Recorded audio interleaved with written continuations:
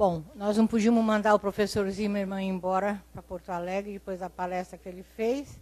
A gente levou ele para almoçar aqui na USP mesmo. E aqui atrasamos, 1000 perdões, mas nós vamos começar primeiro. A Adriana vai dar uma pequena mensagem para vocês sobre uma associação que ela gostaria de divulgar e que atende pacientes com leucemia e com talassemia, né? Talassemia. Bom, vamos lá então. Deixa eu sentar.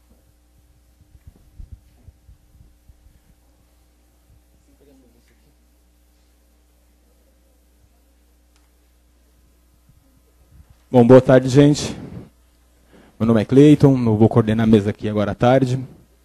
Antes da professora Magui falar, a Marília Zendron vai falar um pouco com vocês sobre a Abrale. Ela é psicóloga da Abrale. Vai falar um pouquinho para a gente sobre essa associação. Bom, eu vou falar um pouco da Abrale, porque a gente fez uma recente parceria agora com o Cronos. Então, eu vou apresentar um pouco a associação e explicar a parceria para vocês. Primeiro, obrigada por vocês estarem aqui, numa sexta-feira à tarde, de chuva, e ouvindo uma carioca falar. Realmente, vocês estão de parabéns, vocês merecem. Bom, no panorama, a gente vai falar hoje a tarde inteira de oncologia. A Abrale é a Associação Brasileira de Linfoma e Leucemia. E a gente atende as doenças oncohematológicas. Então, a gente botou um índice aí, mais ou menos, para vocês terem uma noção dos números de casos no Brasil. A gente percebe que tem aumentado. É interessante a gente ver que tem aumentado, sim, principalmente que tem sido muito falado. Né, não só de pessoas, a Dilma, mas também agora, mais recente, o Gianecchini, o ator. Então, são pessoas que, antigamente, a gente não ouvia falar tanto de câncer, era uma coisa que tinha um estigma muito grande. E, hoje em dia, a gente vê campanhas, vê divulgação, é câncer de mama, é o próprio linfoma, que ninguém sabia o que era. Então, para a gente ter uma noção de o que é isso. Como que surgiu a Abrale? Na verdade, a primeira associação que a gente teve foi a Abrasta.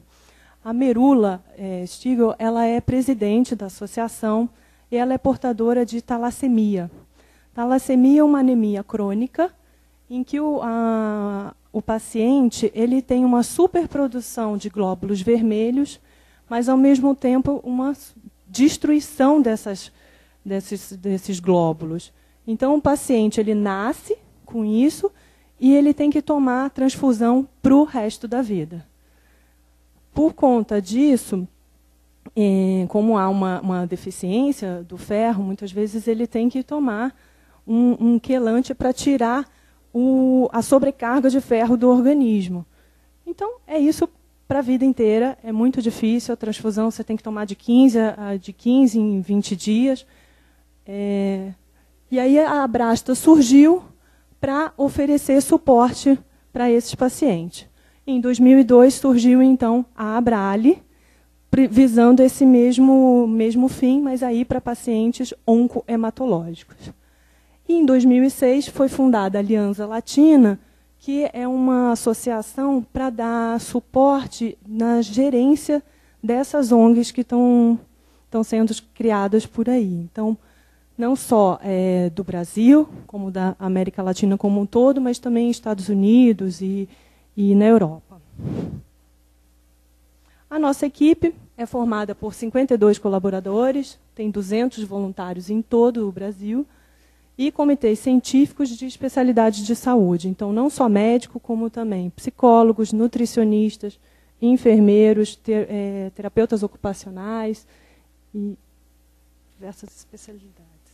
A nossa missão: alcançar a excelência e humanização do tratamento e qualidade de vida de pessoas com câncer do sangue no Brasil, por meio de pesquisa, produção e divulgação de conhecimento, mobilização política e apoio a pacientes e seus familiares, visando a referência mundial e sustentável, com os valores, obviamente, focados no paciente.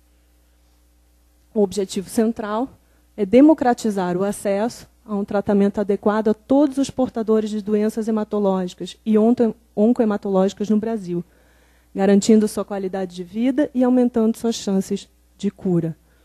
A estratégia é educação, informação, apoio ao paciente e políticas públicas. Nós temos diversos núcleos regionais. A sede da Abrale fica aqui em São Paulo, mas os núcleos dos representantes nessas outras cidades, eles ajudam a divulgar a associação e fazer os cadastros de novos pacientes para a gente poder trabalhar em cima desse paciente para poder ajudá-los ainda mais no acesso ao tratamento e visando a política pública. Só que, tudo bem, a gente tem uma estrutura muito grande, só que os desafios também são grandes. Os diagnósticos, hoje em dia, o que a gente percebe, estão muito tardios. A falta de informação, não só do paciente, como também de muitos profissionais de saúde. Eu tive uma paciente que ela ficou 2 anos buscando o diagnóstico de linfoma, e nesse meio tempo ela teve que fazer diversos exames e até mesmo uma cirurgia para a retirada do baço, e só depois de 2 anos é que ela iniciou o tratamento. Então, você vê que o quanto que a gente ainda não está preparado para atender esses pacientes.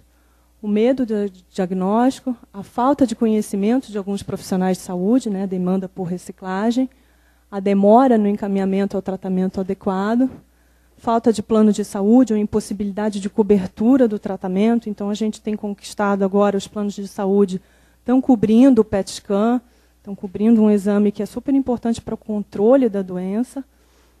Desconhecimento dos direitos à saúde, a gente está criando agora uma cartilha dos direitos do paciente.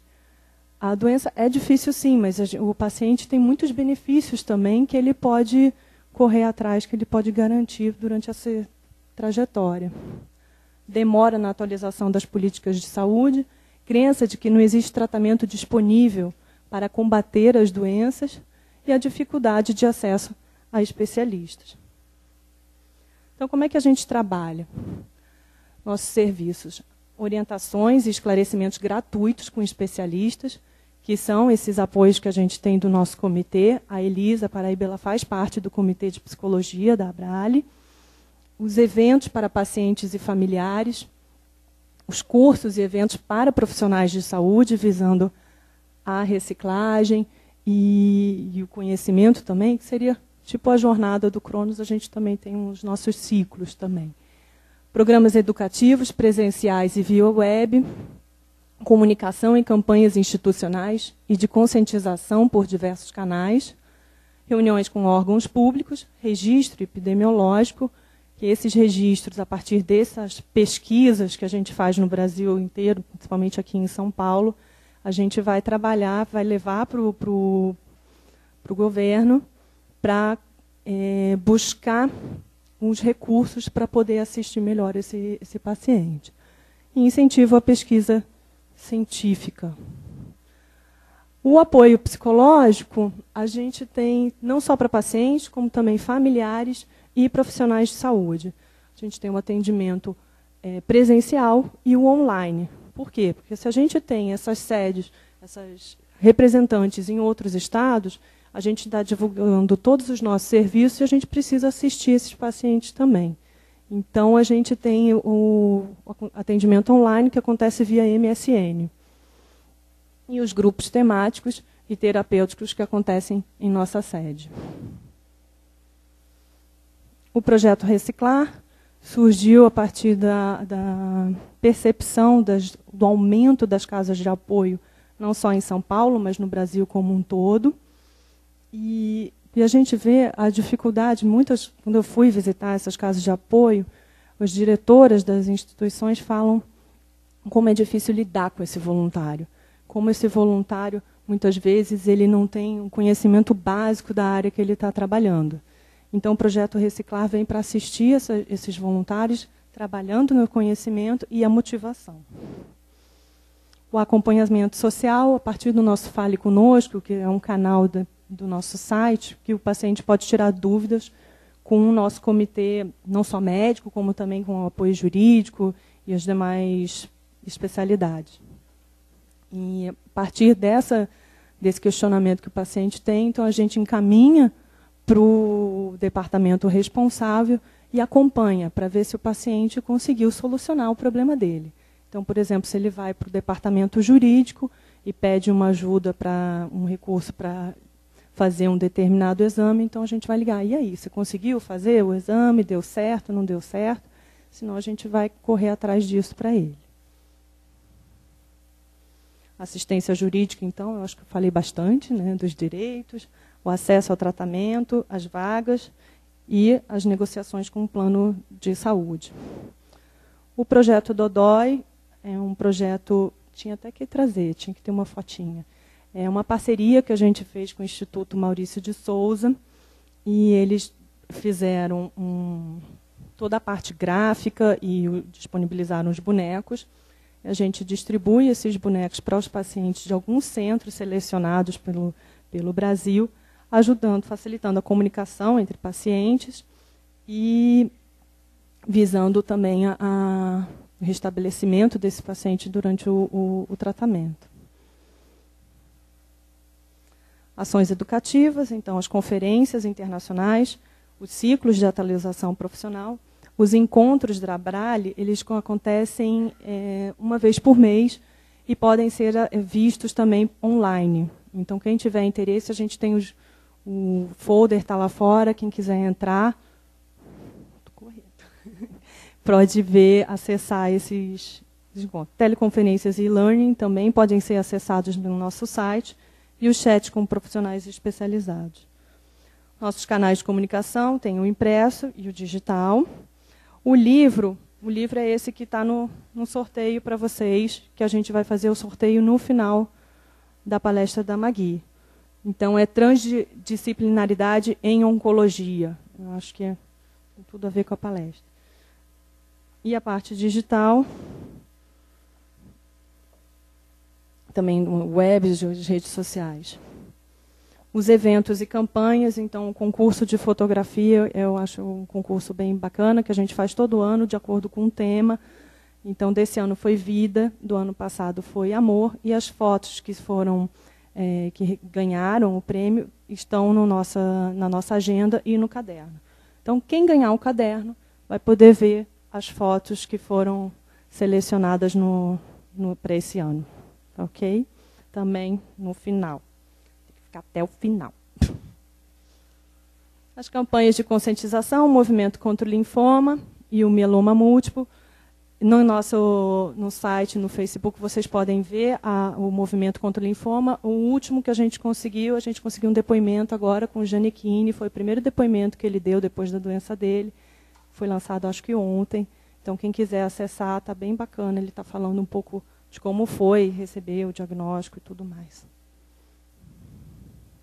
Esse é o nosso slogan. Tem paciente que nos quebra e fala que o médico chegou para ele e falou que ele tinha 0,5% de chance. Eu falei, ai, droga, não dá para mudar o slogan. Mas eles usam muito os slogans com a gente, assim, falando. Né? Abrale na mídia.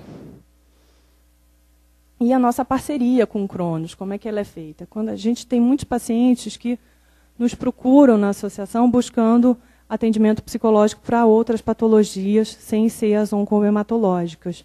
Então, a gente encaminha esses pacientes para o Cronos. E a parceria está do Cronos, então, divulgar a associação também, divulgar esse apoio jurídico, os eventos que são feitos, os encontros, e todos esses serviços que vocês acabaram de ouvir. Mesmo o paciente poder fazer o cadastro com a gente para poder receber as revistas e os manuais que a gente tem na associação. Essa aqui é uma fotinho da equipe, para vocês terem uma noção. Não está todo mundo, mas não estão os 52, mas tem bastante gente aí.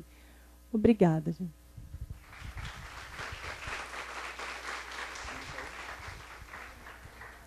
Obrigado, Marília. Bom, a Magui deu uma saída. Vamos esperar ela voltar, tá? Aí a gente continua.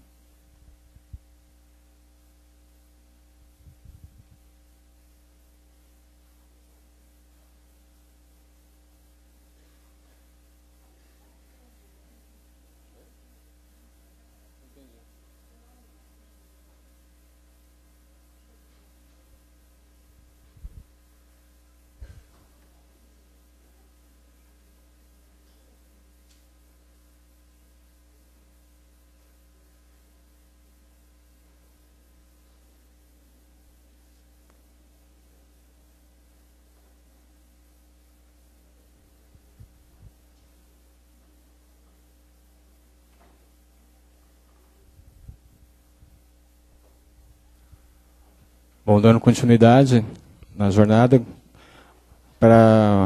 gostaria de chamar então a professora doutora Maria Margarida Carvalho, a Magui, para dar conferência Técnicas de Atuação em Psico-Oncologia. Professor?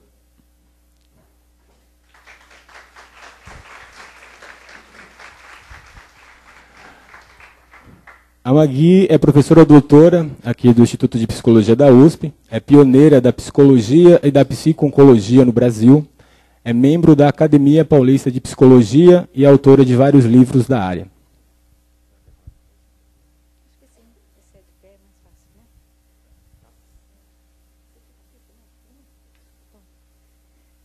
Vocês não deviam aplaudir antes, só depois, porque de repente eu falo só bobagem. Final pode. Ou não. Bom, vamos lá. Então, essa era a última. Você volta tudo para trás. Isso. Estávamos começando pelo final. Pode passar? Próxima. Pronto. Eu não vou dar definição de psico-oncologia, porque vocês já sabem qual é, com toda certeza, né? Mas a nossa área é uma área interdisciplinar, embora comece por psico, não quer dizer que ela seja da psicologia. Um médico pode ser um psico-oncologista, uma nutricionista, uma assistente social, uma enfermeira, podem se especializar em psico-oncologia, que seria, como os americanos colocam hoje, o lado humano do câncer. Seria trabalhar com a parte emocional, psicológica, toda ela em relação ao paciente, à família e ao profissional de saúde que assiste esse paciente e essa família. Muitas vezes, a gente nesse trabalho encontra muito mais dificuldade na família do que o paciente, um paciente que já está sofrendo há muitos anos, já está conformado, ou que é muito espiritualizado, aceita tudo muito bem, e a família está lá desesperada, a pessoa está morrendo, eles querem que faça mais uma químio, mais alguma coisa, porque a família não está aguentando. Às vezes o médico, muitas vezes eu atendo médicos no hospital desesperados, que acham que erraram a dose, que erraram o que tinham que fazer, que não deram o remédio certo, que ele é que matou o paciente. Muitas vezes, eu peguei uma vez um grupo de enfermeiras trabalhando com crianças no hospital infantil, que por uma coincidência, naquele momento, muitas crianças com leucemia, justamente, tinham morrido no hospital. E as enfermeiras entraram em pânico. Uma desistiu de enfermagem, outra entrou numa depressão profunda. Então, pediram para fazer um grupo com as enfermeiras lá no hospital. Então, a gente atende quem estiver precisando destes três grupos, o paciente, a família ou o profissional de saúde que está trabalhando com paciente de câncer. Essa é a nossa tarefa do psico-oncologista. E qualquer um de nós, na área de saúde, pode se especializar em psico-oncologia. Bom, todas as áreas, com pacientes somáticos, né, os pacientes oncológicos ou cardíacos, aidéticos ou outros, trazem uma abordagem nova em relação às terapias tradicionais e começaram com a psicossomática aproximadamente 30 anos atrás. Nova, porque a preocupação, pode passar para a próxima, a preocupação não é a preocupação de uma terapia longa, de um processo profundo, como de uma psicanálise, mas é um trabalho focado naquele aspecto, o que está ruim ali, é AIDS, é um diabético, é um cardíaco, é um paciente de câncer, o que este paciente está precisando especificamente. Tá? E cada uma dessas áreas tem características específicas. Então, quem se especializa em cardíacos está se especializando num tipo de paciente. Nós estamos trabalhando com pacientes de câncer, é um outro tipo de paciente. Tá? Então, exige, para isso, um profissional altamente especializado, com conhecimentos das duas áreas envolvidas. Claro que eu, por exemplo, que sou psicóloga, não entendo de oncologia como um médico, mas eu tenho que ter conhecimentos básicos de oncologia, claro, para saber de que tumor, por exemplo, se uma pessoa diz eu estou com câncer de pele, que é um vaso celular. Tudo bem, é um câncer relativamente simples, que se tira com cirurgia e que dificilmente tem metástases, tem consequências. Se um outro paciente vem e me diz que está com melanoma, também é um câncer de pele, só que este é grave. Este é grave, esse aprofunda muito rapidamente, esse imediatamente começa a provocar metástases e ele é muito sério. Então, os dois são cânceres de pele, mas há uma diferença grande entre esses dois. Então, este tipo de informação básica, nós, psicólogos, temos que ter. Assim como os médicos têm que ter um tipo de informação básica a respeito dos aspectos psicológicos. Eu ouvi essa semana, a quarta-feira agora, houve um evento de câncer de mama, Outubro Rosa, que foi um evento muito bonito. E um médico falou muito justamente de alegria, de esperança, de aspectos psicológicos. E era um médico, né? Ele estava falando de psico-oncologia. E era um médico que estava fazendo uma fala que com certeza seria minha se tivessem pedido para eu fazer uma palestra lá. E era um médico falando. Então, isso é importante, que o médico compreenda os aspectos psicológicos e que a gente compreenda, pelo menos, os aspectos básicos de oncologia. Né? Eu já vi uma pessoa dizendo, ele está bem, ele está no nível 4. Na cabeça dessa pessoa, com certeza, tinha 10, né? De 1 a 10. Nível 4 é o nível mais alto do câncer, tá? É 1, 2, 3, 4. 4 significa o pior grau de estado de câncer. A pessoa está morrendo. E esta era uma psicóloga dizendo muito alegrinha, que senão está tudo bem, eu li na ficha dele, ele está no 4 ainda. Né? A cabeça dela, com certeza, era 10. Então, realmente, estava pouquinho. Outra coisa que nós temos que ter flexibilidade é isso, poder trabalhar no hospital, no domicílio, no consultório, tá? Porque é completamente diferente. No hospital, você tem todo o clima do hospital, você tem a equipe do hospital, uma equipe competitiva, né? O paciente é deles, não é seu. Como é que o psicólogo é aceito na equipe do hospital? Existe psicólogo no hospital? Não existe. Tá? Então, como é toda essa interação? Como é a interação na casa? Na casa, às vezes, é muito complicado. Nas casas, às vezes, a gente é super bem recebido, né? Aquele psicólogo que veio ajudar, que veio atender, que veio cuidar, e às vezes é ao contrário, quer dizer, aquele estrangeiro que está entrando na minha casa, é um intruso na minha casa, é alguém que está aqui invadindo a minha casa para cuidar do meu paciente, porque o paciente é daquela família, a família proprietária do paciente, e isso é bastante complicado. Então, conhecimento básico de atendimento domiciliar é importante para nós. E o de mais prática que a gente tem, que é o do consultório, como atender especificamente este paciente, que é um paciente diferente de um paciente que não tenha uma doença tipo um câncer na vida. No próximo. Bom, temos então que focalizar, no nosso caso, quem é o paciente de câncer, que problemas ele tem, que características, quais são os seus tratamentos, entre outros tópicos. E é uma abordagem temática e não teórica, ou seja, qualquer linha de teoria pode ser adaptada para o trabalho com paciente de câncer. Pode ser um junguiano trabalhar com câncer, um psicanalista trabalhar com câncer, um cognitivo, comportamental, qualquer linha existencial, não importa. Não importa. O que importa é que eu saiba que características tem esse paciente, que problemas tem essa doença, que tempo de vida é esperado, mais ou menos, em termos de prognóstico para aquele paciente. Então, são dados específicos. Então, o que nos une, nós, psico-oncologistas, é o tema câncer, e quem é este paciente que está na minha frente, e o que ele precisa de mim, o que eu posso fazer por ele. Então, isso é o que nos une. Próxima. Bom. O que eu posso fazer, então, para esse paciente? Aqui eu fiz uma lista, né, de trabalho nosso. Nós, psico-oncologistas, o que nós podemos fazer? Primeiro, prover oportunidade para expressão de sentimentos. Esse é um paciente que sofre muito com isso. Ele não quer assustar a família, então ele não quer contar para a família como ele está, ele não quer contar dos medos dele, ele tem medo de estar sendo inadequado, de estar assustando as pessoas, ele não quer se expor, ele não quer nem contar que tem a doença. Quanta gente não conta, fala aquela doença, não fala nem nome. Vocês já ouviram isso? Fala nem nome câncer, porque é tão feio, é tão terrível. Então, gente que passa um período enorme sem que ninguém saiba naquela família. Uma prima minha, eu descobri que ela morreu de câncer, era uma prima não muito próxima, que eu via raramente, tipo aniversários de família, e soube que ela morreu, claro que eu fui ao enterro. E ela estava deitadinha lá no caixão, de repente eu vi que a peruca caiu para trás, tá? E eu vi que ela estava carequinha. Né? E só neste momento é que eu soube que essa prima minha tinha morrido de câncer. Né? Porque esconderam da família, porque é feio morrer de câncer ainda para muita gente.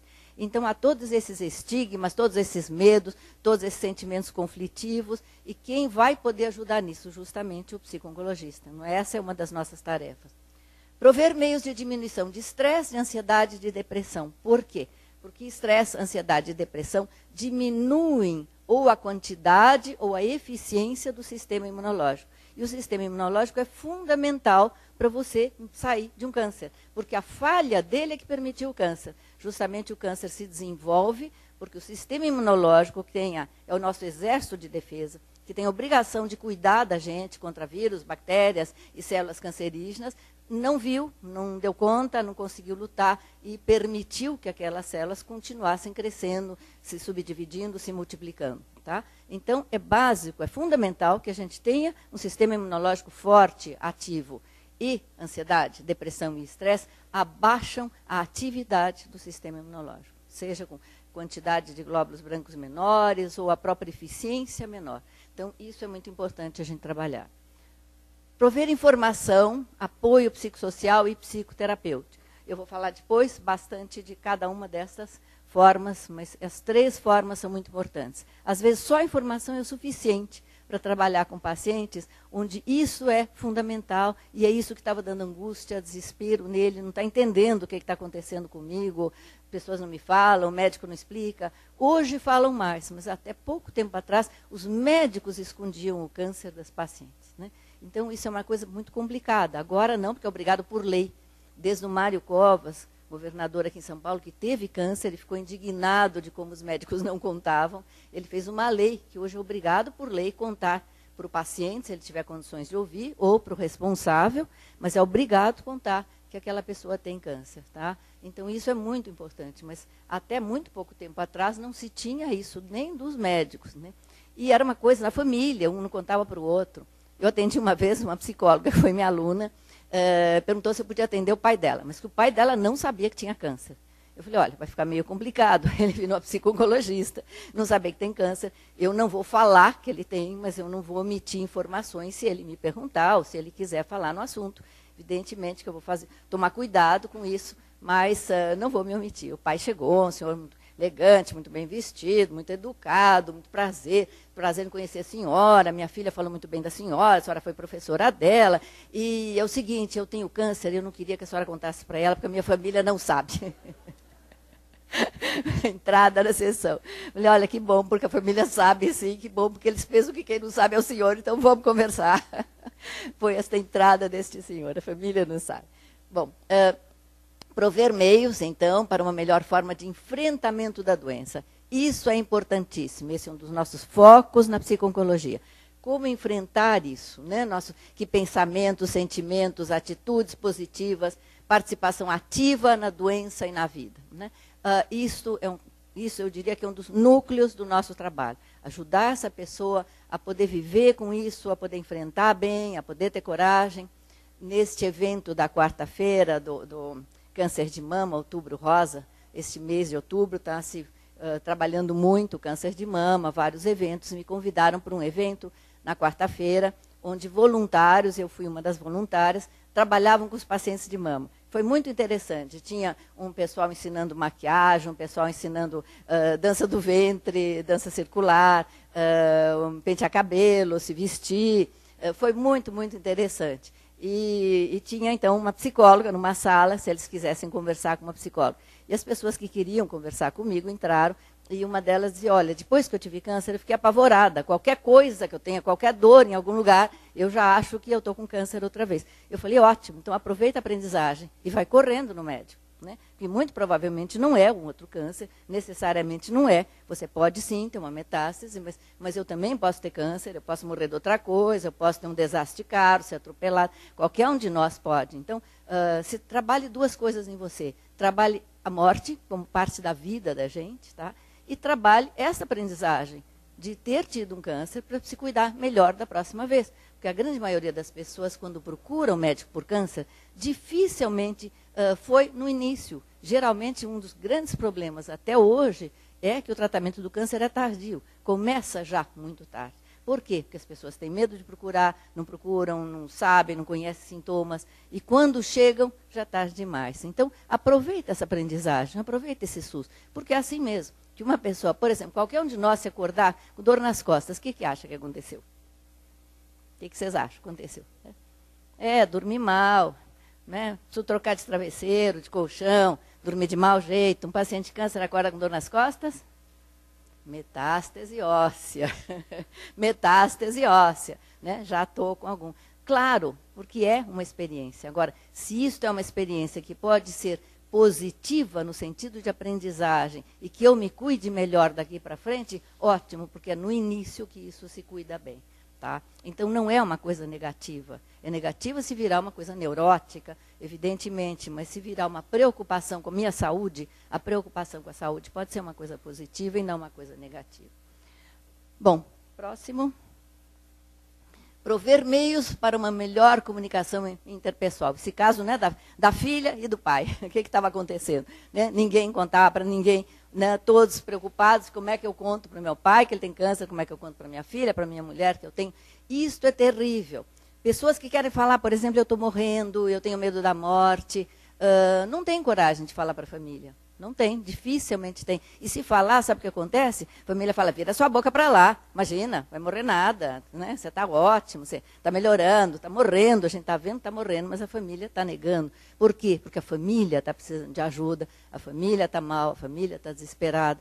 Então, esta intercomunicação, nós somos os agentes para podermos ajudar nisso. Em situações assim, malucas, né, que acontecem. Eu estava atendendo um paciente que estava morrendo. E ele estava muito angustiado e com muita dificuldade de me falar da angústia dele. Até que um dia ele resolveu contar. Ele disse, a senhora sabe, é que eu tenho uma segunda família. Eu sou casado, tenho meus filhos, mas eu tenho uma outra família. Eu tenho uma outra mulher e eu tenho filho com essa outra mulher. Né? E eu queria que essa outra mulher fosse avisada e eu queria que ela soubesse, eu queria que ela pudesse ir no enterro, mas eu não sei como é que vai ser, né? Dela ir no enterro, e a minha mulher também, os meus filhos também, o meu outro filho também, eu não sei como é que vai ser, né? E eu tive que ser a agente do meio de campo desta história toda, né? De chamar a mulher, chamar a filha. Comecei pela filha, que tinha assim, geralmente são os filhos que me chamam, nesse caso de pacientes mais idosos. Né? Então, de como organizar este meio de campo. Né? A outra ia ficar no corredor, onde é que ia ficar, ia sair uma, depois entrava outra. Como é que ia ficar essa situação? Era um pedido de morte desta pessoa, que a família soubesse que ele tinha duas famílias, que ele tinha um filho, que ele tinha... Inclusive, depois deu um rolo danado com herança, era um homem muito rico. Então, o que ele quis deixar para outra... E a mulher dele depois não queria, já sabia da outra, já sabia do outro filho, já sabia de tudo, mas não queria que desse nada para outra. Ela aceitou no dia do enterro, até aí tudo bem. Agora, dar a herança para outra, aí já também não. E ele já tinha posto coisas no nome da outra. Bom, vocês não imaginam. Eu fiquei anos cuidando desta história. Porque a encrenca depois que ele morreu foi pior ainda. Então, o trabalho da gente é preventivo, é durante e é muitas vezes depois. É trabalhar luto, é trabalhar esse tipo de encrenca, é trabalhar o que ficou de tudo isso. Né? E para cada situação é uma situação diferente. Condições de uma melhor qualidade de vida durante o câncer. Este evento, por exemplo, do câncer de mama, que foi agora quarta-feira, que me emocionou muito, eles prepararam mulheres que tiveram câncer de mama para fazerem um desfile. Então, o fim do dia foi num local muito bonito, no Hotel Sofitel do Ibirapuera, um hotel elegantíssimo, o andar inteiro que eles cederam lá no hotel para esse evento do câncer de mama. E havia várias barraquinhas vendendo coisas, então uma parte era para quem estava vendendo, uma parte para a causa do câncer de mama. Havia todo um trabalho assim muito bonito sendo feito, mais as salinhas onde as pessoas estavam ensinando coisas, e no fim do dia ia ser um desfile de modas, né, dessas pacientes de câncer. E elas todas tinham sido treinadíssimas, elas ganharam roupas do Kalimann, que parece que é um grande costureiro aqui em São Paulo, e ganharam vestidos lindos, maravilhosos, então tinha umas 20 mulheres que desfilaram e aprenderam a desfilar. Um profissional. Então, elas estavam maquiadíssimas, muito bem penteadas, muito bem vestidas, com vestidos maravilhosos, e desfilando muito bem, porque elas tinham tido aula de desfilar, todas pacientes de câncer de mama. Uma a gente via, inclusive, que ela estava com um buraco mesmo do lado de cá, que ela não tinha posto prótese nem nada, não sei se o câncer era recente, ou enfim, se ela resolveu não pôr. Mas havia, então, no vestido todo um efeito, né, que de lado eu percebi a situação, mas todo um efeito de bordados deste lado, enfim. Foi muito lindo o desfile. E elas desfilaram numa vaidade, numa alegria, num garbo, sabe? Eram senhoras de 50, 60, 70 anos, gordinhas, baixinhas. Nenhuma delas nunca deve ter sonhado na vida em desfilar. Não tinha nenhuma Gisele Bündchen lá.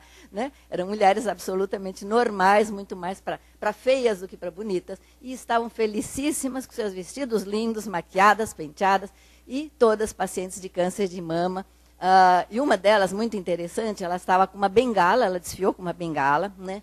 E depois eu conversei com ela, elogiando a bengala, porque ela amarrou pulseiras e colares na bengala e fez efeitos de bordado na bengala. Eu nunca tinha visto isso, achei lindo.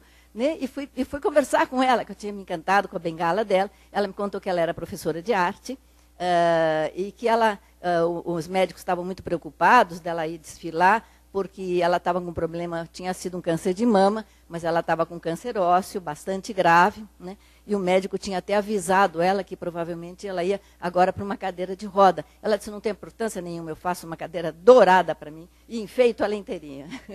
Isto é qualidade de vida, e isto é um trabalho que essa ONG, Nossa Mama, está fazendo com essas mulheres, que foi um trabalho lindíssimo, que eu fiquei muito encantada de conhecer mais de perto nesse evento. Bom, suporte para um desenvolvimento de esperança e para a busca de um novo significado de vida. Isso é muito importante, porque eles realmente, depois... Põe um pouquinho de água para mim.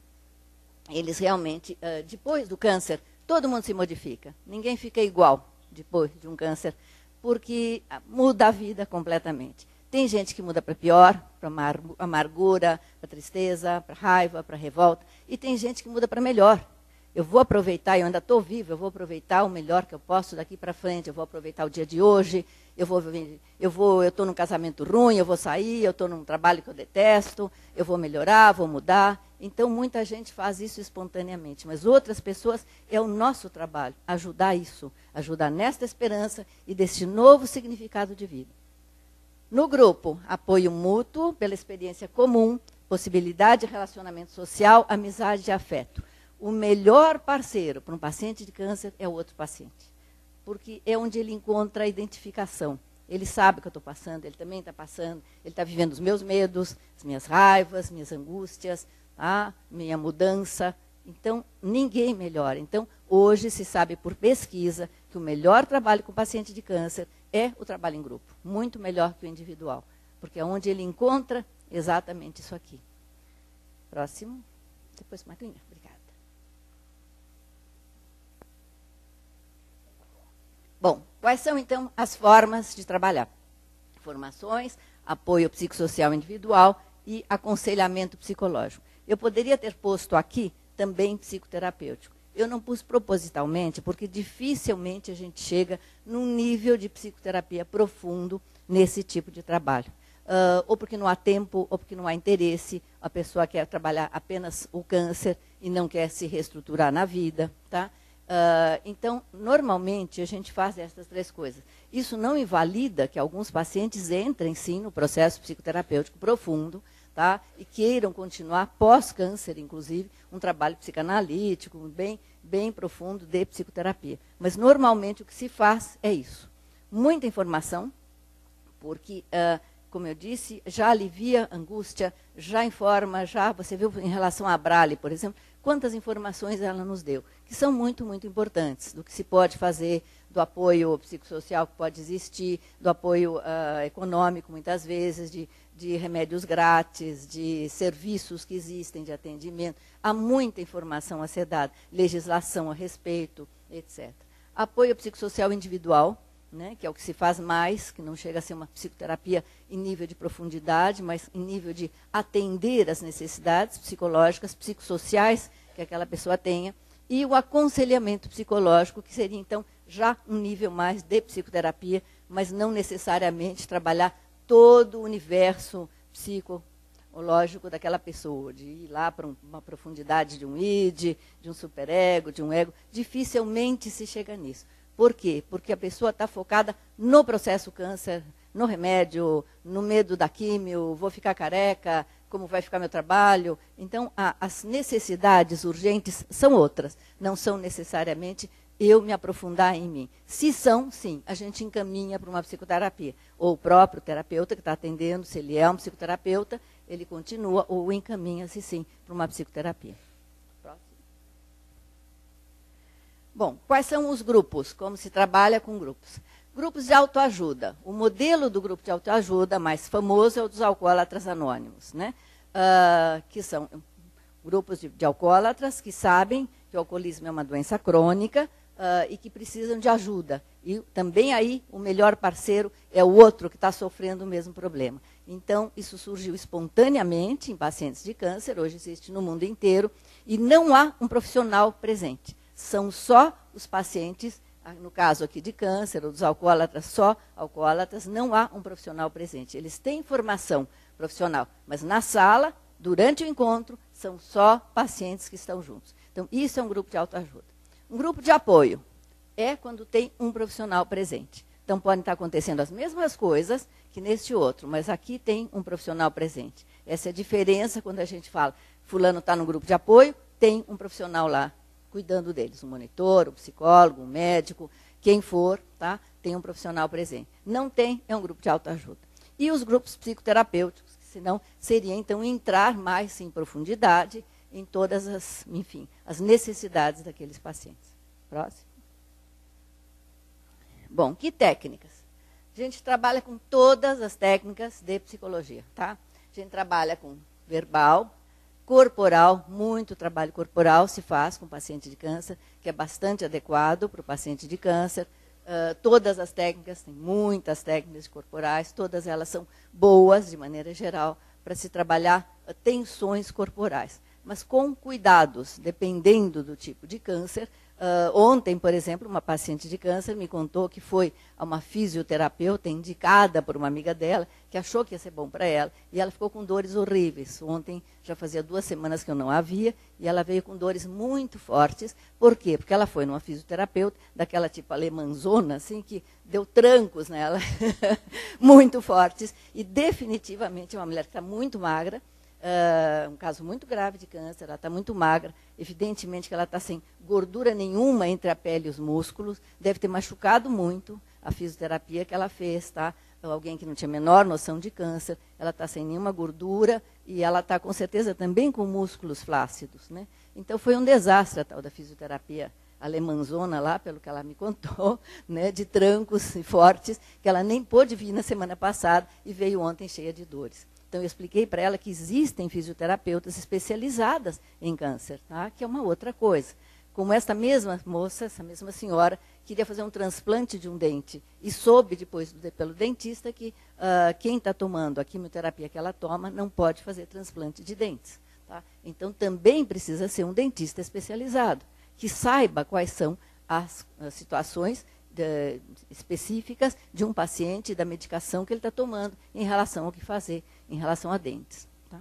Então, vejam quantas informações que são importantes. Então, não é só dizer, eu faço um trabalho corporal, eu posso trabalhar com paciente de câncer. Não, quem é esse paciente, que tipo de trabalho corporal eu posso fazer. Há toques terapêuticos excelentes, mas com cuidado de se saber quem é esse paciente e que tratamento nesse momento ele está passando. Dramatizações são excelentes, excelentes, trabalhar com dramatização, né? Se pôr no lugar da outra pessoa, aquela pessoa da família, ou do médico, se trabalha muito com dramatização. Arte-terapia é excelente, porque a arte-terapia ajuda a pôr emoções para fora, sentimentos para fora, a arte-terapia é excelente. Musicoterapia também, tá? Então, todas as formas de arte-terapia, músico, drama, arte, são ótimas. Desenhar, pintar, tudo que ponha expressividade para fora, ponha emoção, ponha sentimentos para fora, ajuda, porque ele está precisando disso. Tá? Técnicas de relaxamento, dificilmente alguém com câncer não está tenso. Vocês podem imaginar alguém com câncer muito tranquilo, assim, sem tensão nenhuma?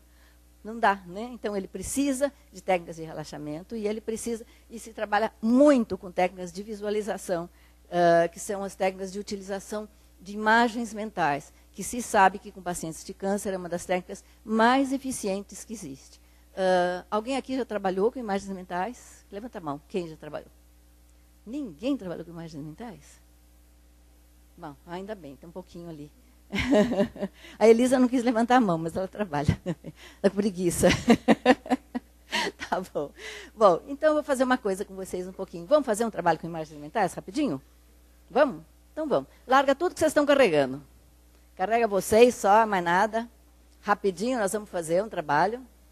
Larga tudo que está no colo, para não ficar carregando nada, equilibrando. Larga, põe no chão aí o que está no colo.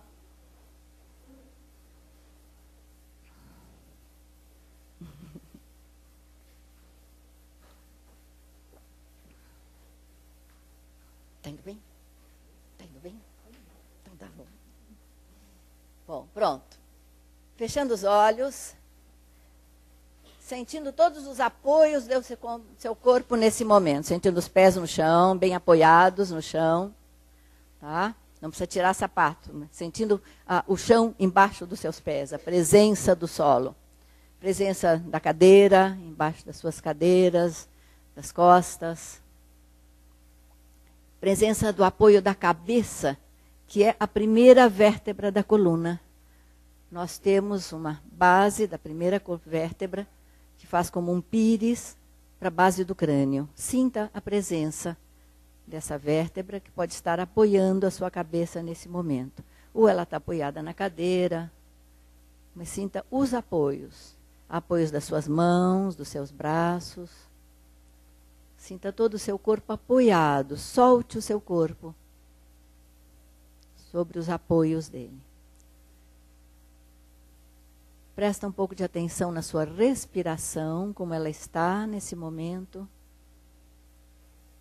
O ar entrando e saindo.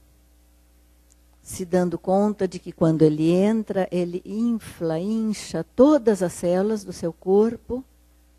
E quando ele sai, tudo se solta e se relaxa.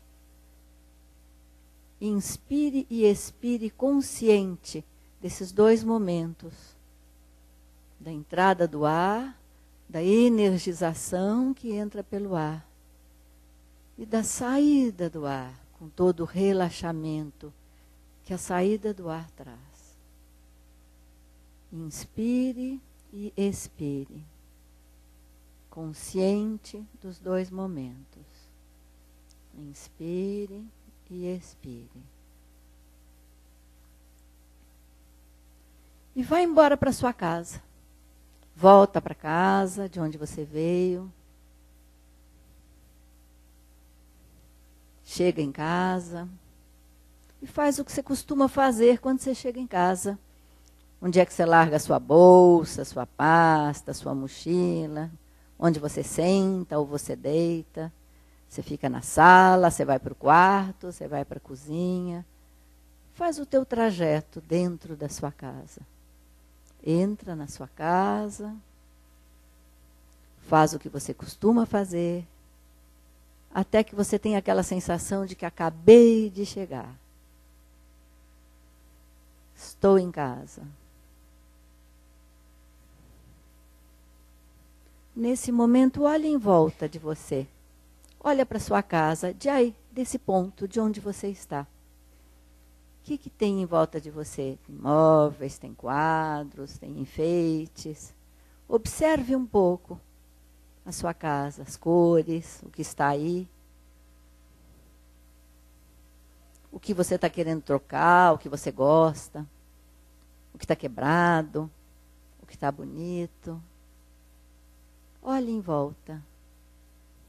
E escolha alguma coisa em volta de você para fixar sua atenção. Qualquer coisa. Mas escolha um ponto para fixar sua atenção.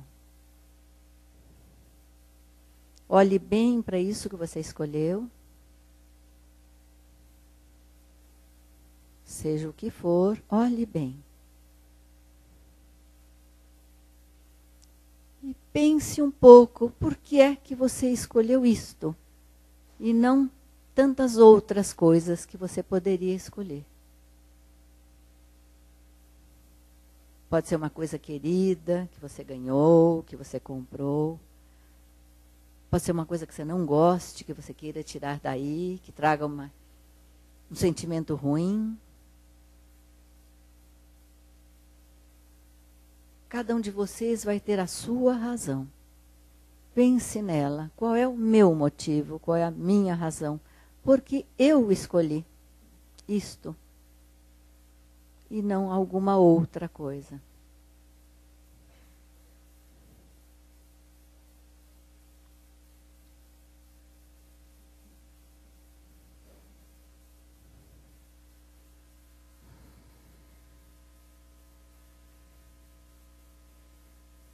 Isso. E comecem a voltar agora para esta sala, sempre com os olhos fechados. Não abra os olhos por enquanto. Mas vá voltando da sua casa, vá se sentindo novamente aqui, neste grupo, nesta sala, com estas pessoas, me ouvindo. E comece a acordar o seu corpo, ainda com os olhos fechados. Por último, você vai abrir os olhos.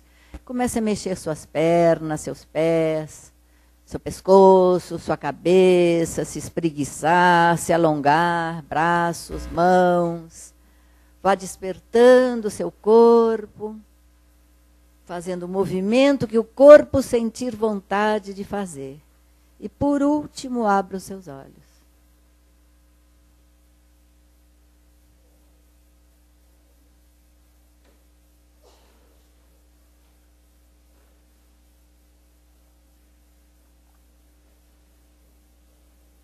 Todos voltaram de casa? Ainda tem gente em casa ou já voltaram? Já voltaram. Quem não foi para casa, levanta a mão. Todos foram para casa? Tá. Então, isso é uma técnica de visualização, tá? Trabalhar com imagens mentais. Nós somos como os dois lados de uma moeda.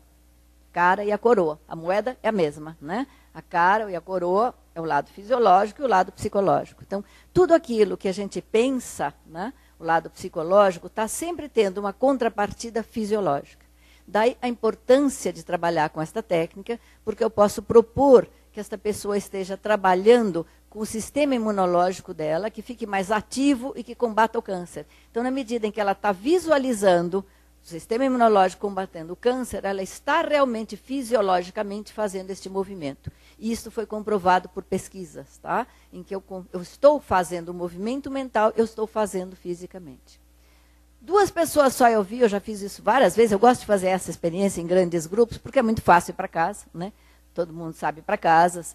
E eu faço, e eu só vi 2 pessoas dizendo que não foram para casa. Uma porque disse que a casa dela estava pintando, estava cheirando muito mal, e ela não estava na casa dela, ela estava na casa da mãe, e a casa estava pintando. E uma porque disse que estava brigando muito com o marido não queria que ela viesse para o congresso, tá? Estava muito brava e disse que se ela fosse, depois ela não precisava mais nem voltar para casa, ela era de um outro estado, de fora de São Paulo, e ela estava, depois ela ficou me esperando na saída, estava chorando muito, me contou essa história, que ela não quis voltar para casa.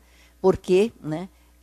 Porque havia essa situação de que o marido tinha ameaçado que ela, quando voltasse, não encontrava mais ele lá. Claro que encontrou, ele estava em casa, nada aconteceu demais, mas eu acompanhei esse caso por muito tempo, inclusive ela fez terapia comigo depois, foi muito interessante a situação, mas é muito fácil ir. Alguém quer contar como foi? Alguém quer contar o que escolheu em casa? Me contem um pouco. Estamos acabando. Conta.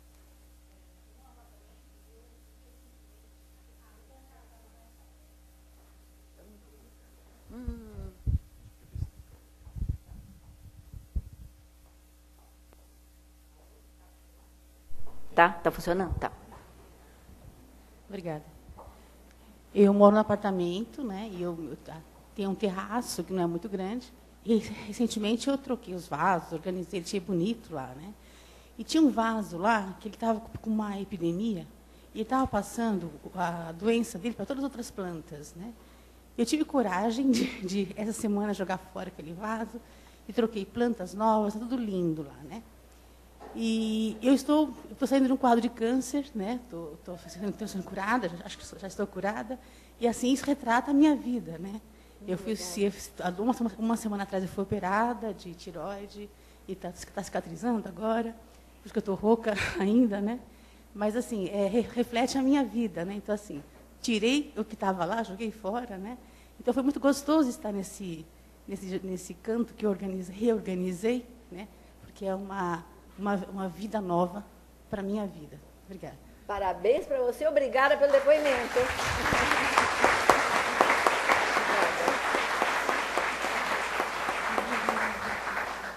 Quem mais quer contar para nós? Tem uma lá atrás.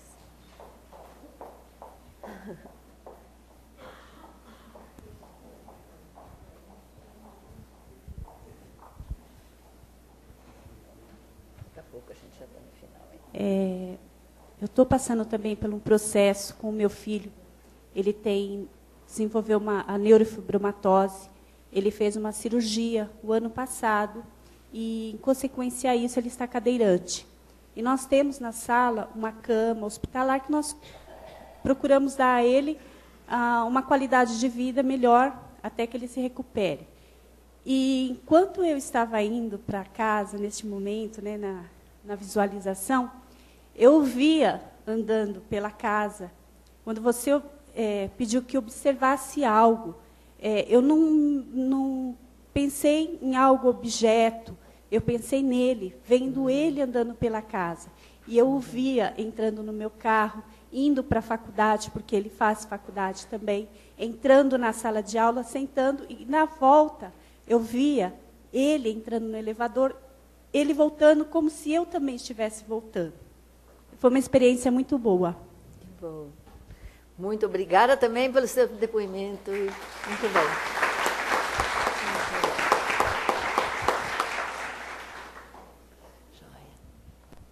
Mais alguém quer colocar alguma coisa? Acho que não agora. Bom. Então, isto é visualização, trabalhar com as imagens mentais, que tem a contrapartida fisiológica. Então, vocês duas passaram, nesse momento, movimentos psicológicos importantes. Não foi só o que vocês contaram para nós, foi dentro de vocês também, né, uma modificação, uma posição, um posicionamento, que vocês duas mostraram, posicionamentos positivos, otimistas, importantes. E, então, isto é o efeito que tem em qualquer pessoa e também no paciente de câncer. Vamos lá? Próximo.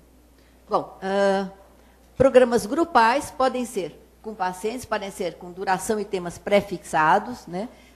Não se faz nunca coisas muito abertas, porque a gente não sabe quanto tempo aquele paciente vai ficar conosco, porque ele teve alta, porque ele foi embora ou porque ele morre, né? Então, é um paciente onde a gente tem um tempo mais ou menos limitado de trabalho. Então, é importante ter um grupo pré-fixado, mas também se pode trabalhar com grupos abertos sem tempo pré-fixado. Podem ser só pacientes, podem ser pacientes com determinados tipos de câncer, por exemplo, só próstata, só câncer de mama, tá?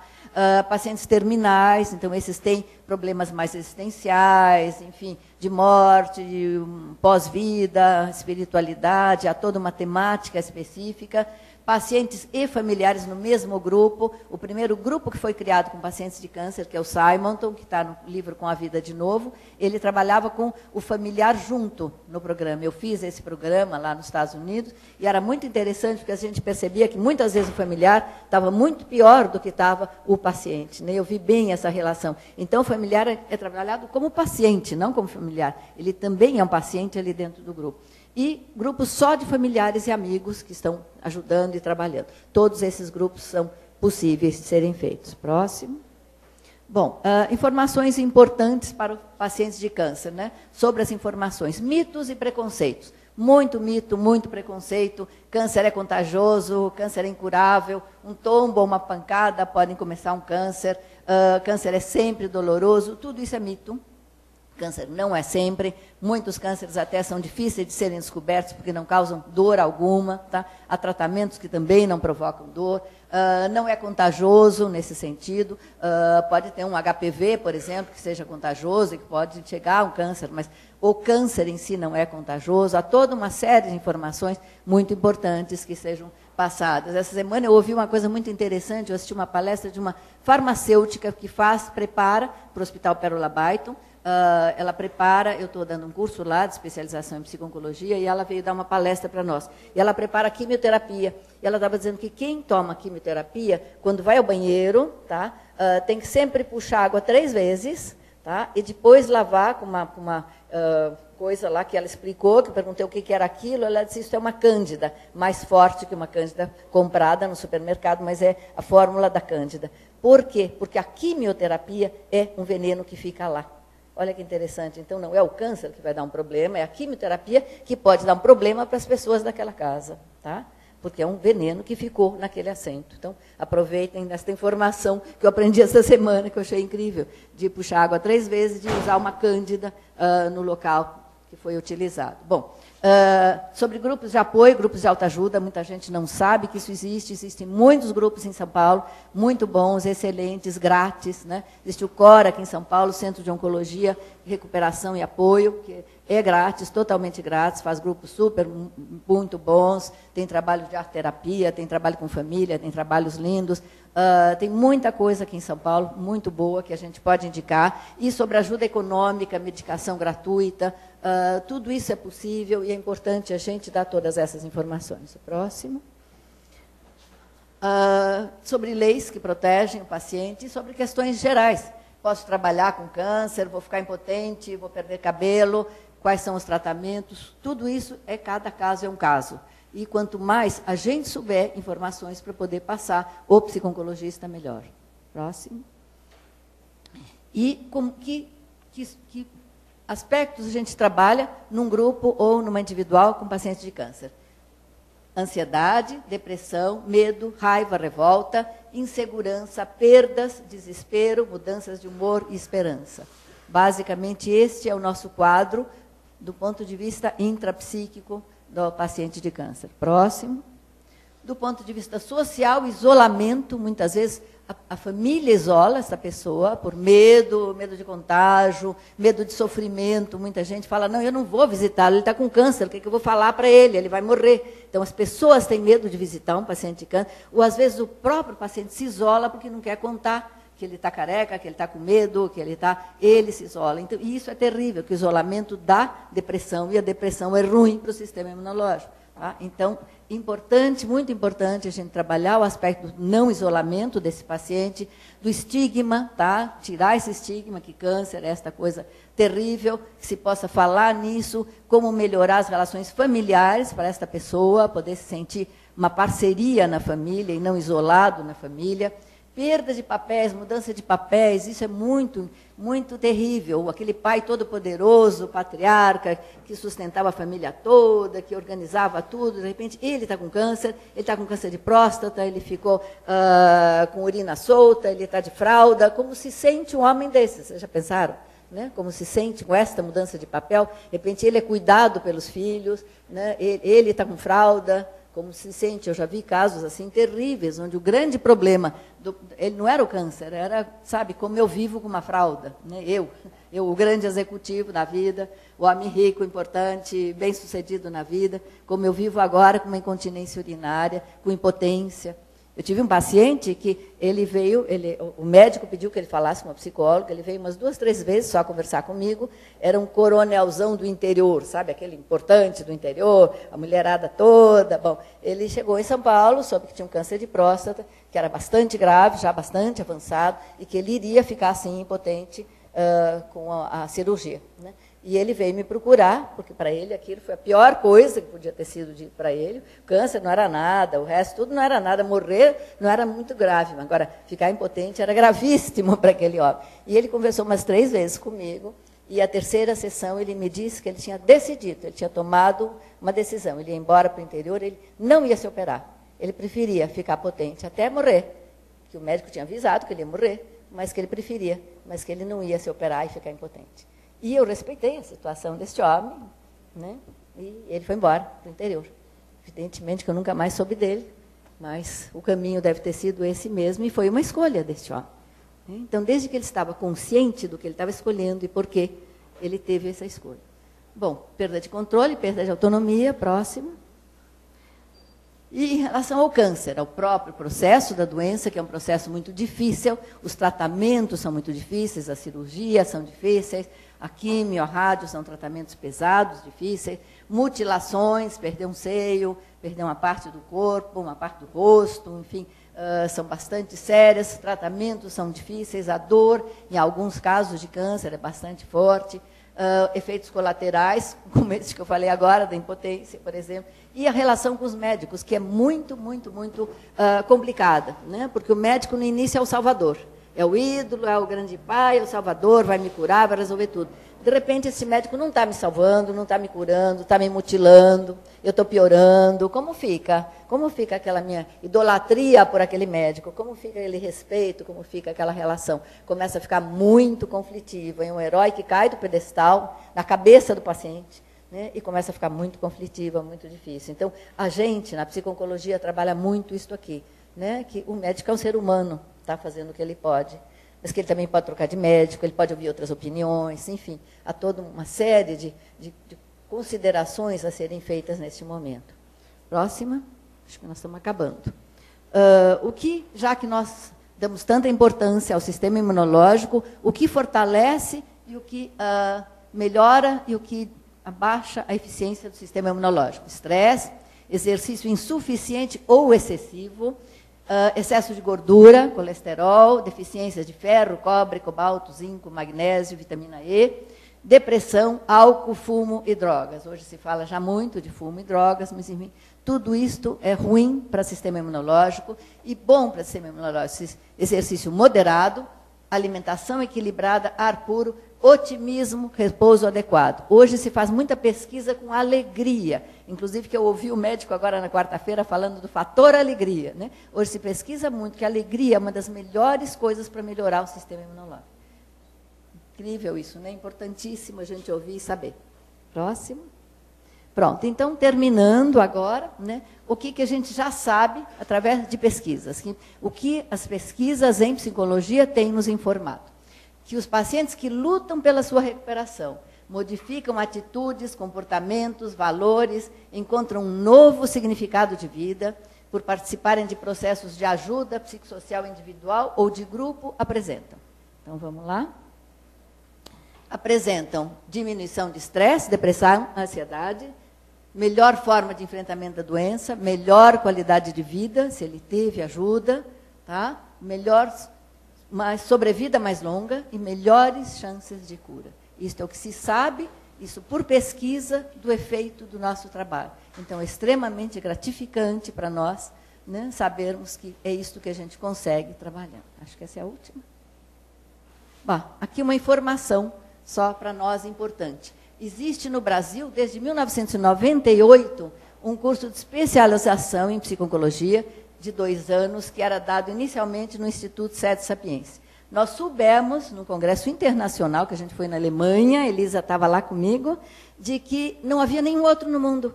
Era o primeiro. O Brasil tem essas coisas malucas, né? Nós aqui subdesenvolvidos, em desenvolvimento, sei lá onde é que a gente está, que o primeiro curso de especialização no mundo foi dado no Brasil. E já era de 1998, não havia nenhum outro ainda no mundo. Começaram a ser criados a partir de então. O nosso é um pioneiro. E segundo, que existe uma lei no Brasil também, que não é muito lei no Brasil, tem aquela coisa que às vezes pega, às vezes não pega, né? Mas pouca gente sabe que essa lei existe, mas ela existe e a gente pode fazer valer. Tá? É uma lei no Brasil. É a portaria 3.535 do Ministério da Saúde, que publicou no Diário Oficial da União, nessa data, 1998 também, que determina a presença obrigatória do psicólogo nos serviços de suporte de câncer, né, como um dos critérios de cadastramento de centros de atendimento em oncologia junto ao SUS. Então, todo o trabalho de oncologia do SUS teria que ter, por lei, um psicólogo trabalhando. Não tem, nem todos têm, mas muitos têm. Tá? E a gente pode, nós, interessados na área, trabalhando na área, podemos trabalhar por isto, porque todos deveriam ter um psicólogo na equipe. E, de preferência, um psicólogo que entenda de psico-oncologia, né? Que não venha falar que aquele está lá no nível 4, que está ótimo ainda. Acho que essa acabou, né? Acabou. Muito obrigada pela atenção. Acabamos.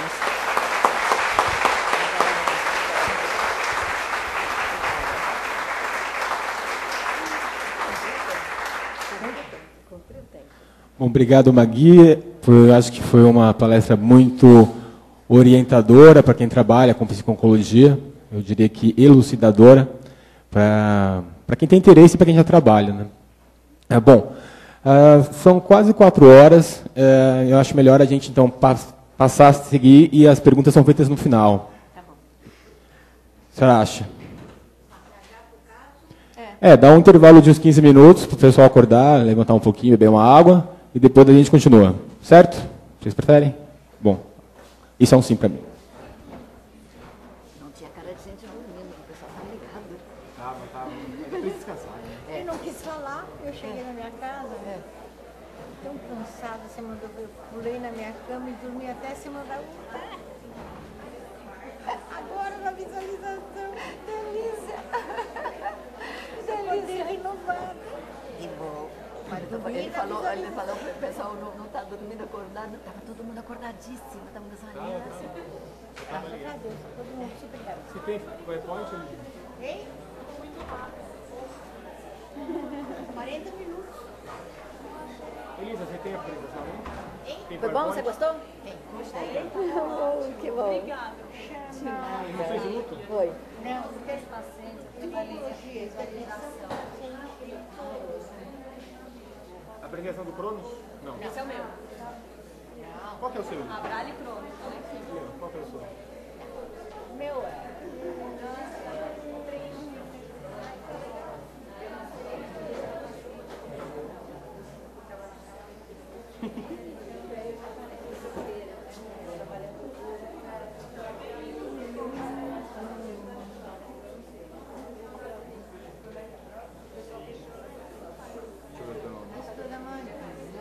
Técnica da Ana Maria. O seu é... O meu chama psicologia, intervenção. Então tá. Pega lá.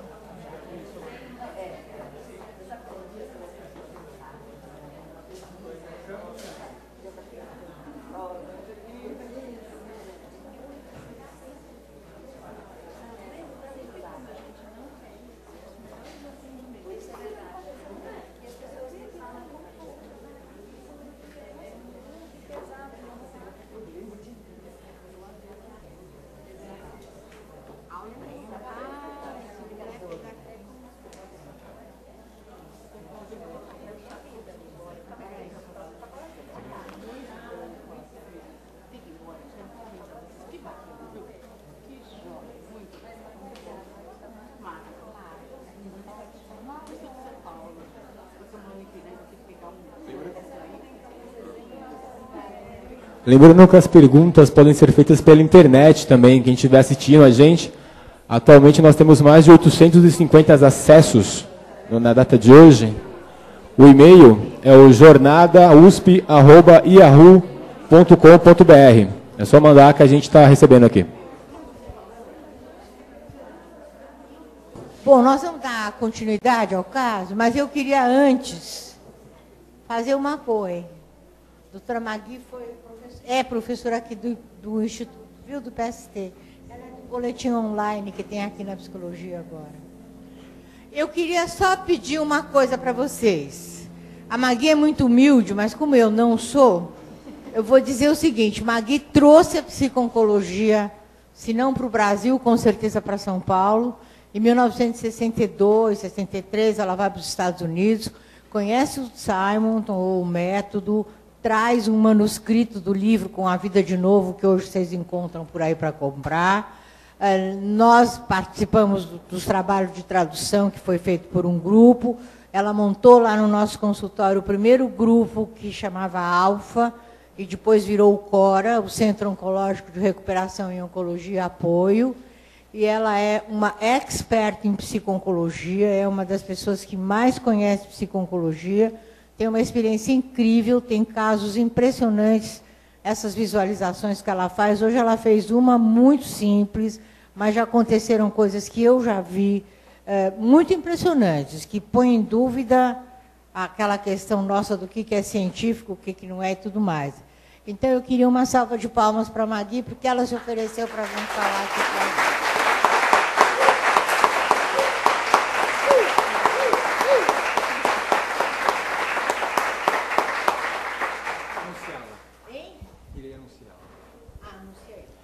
A Magui também é um nome muito importante na orientação profissional no Brasil, aqui em São Paulo. Há um serviço de orientação profissional que é referência aqui no Instituto de Psicologia, que foi criado por ela. Eu faço o curso lá hoje, de aprimoramento. Bem lembrado. Bem lembrado, verdade. Bom, vamos lá dando continuidade. Acabou de falar, mas vou chamar a professora, doutora livre docente, Elisa Maria Paraíba Campos, professora do Departamento de Psicologia Clínica, criadora e coordenadora do Laboratório Cronos. Ela vai apresentar para a gente o trabalho Psico-Oncologia, Intervenção em Grupos.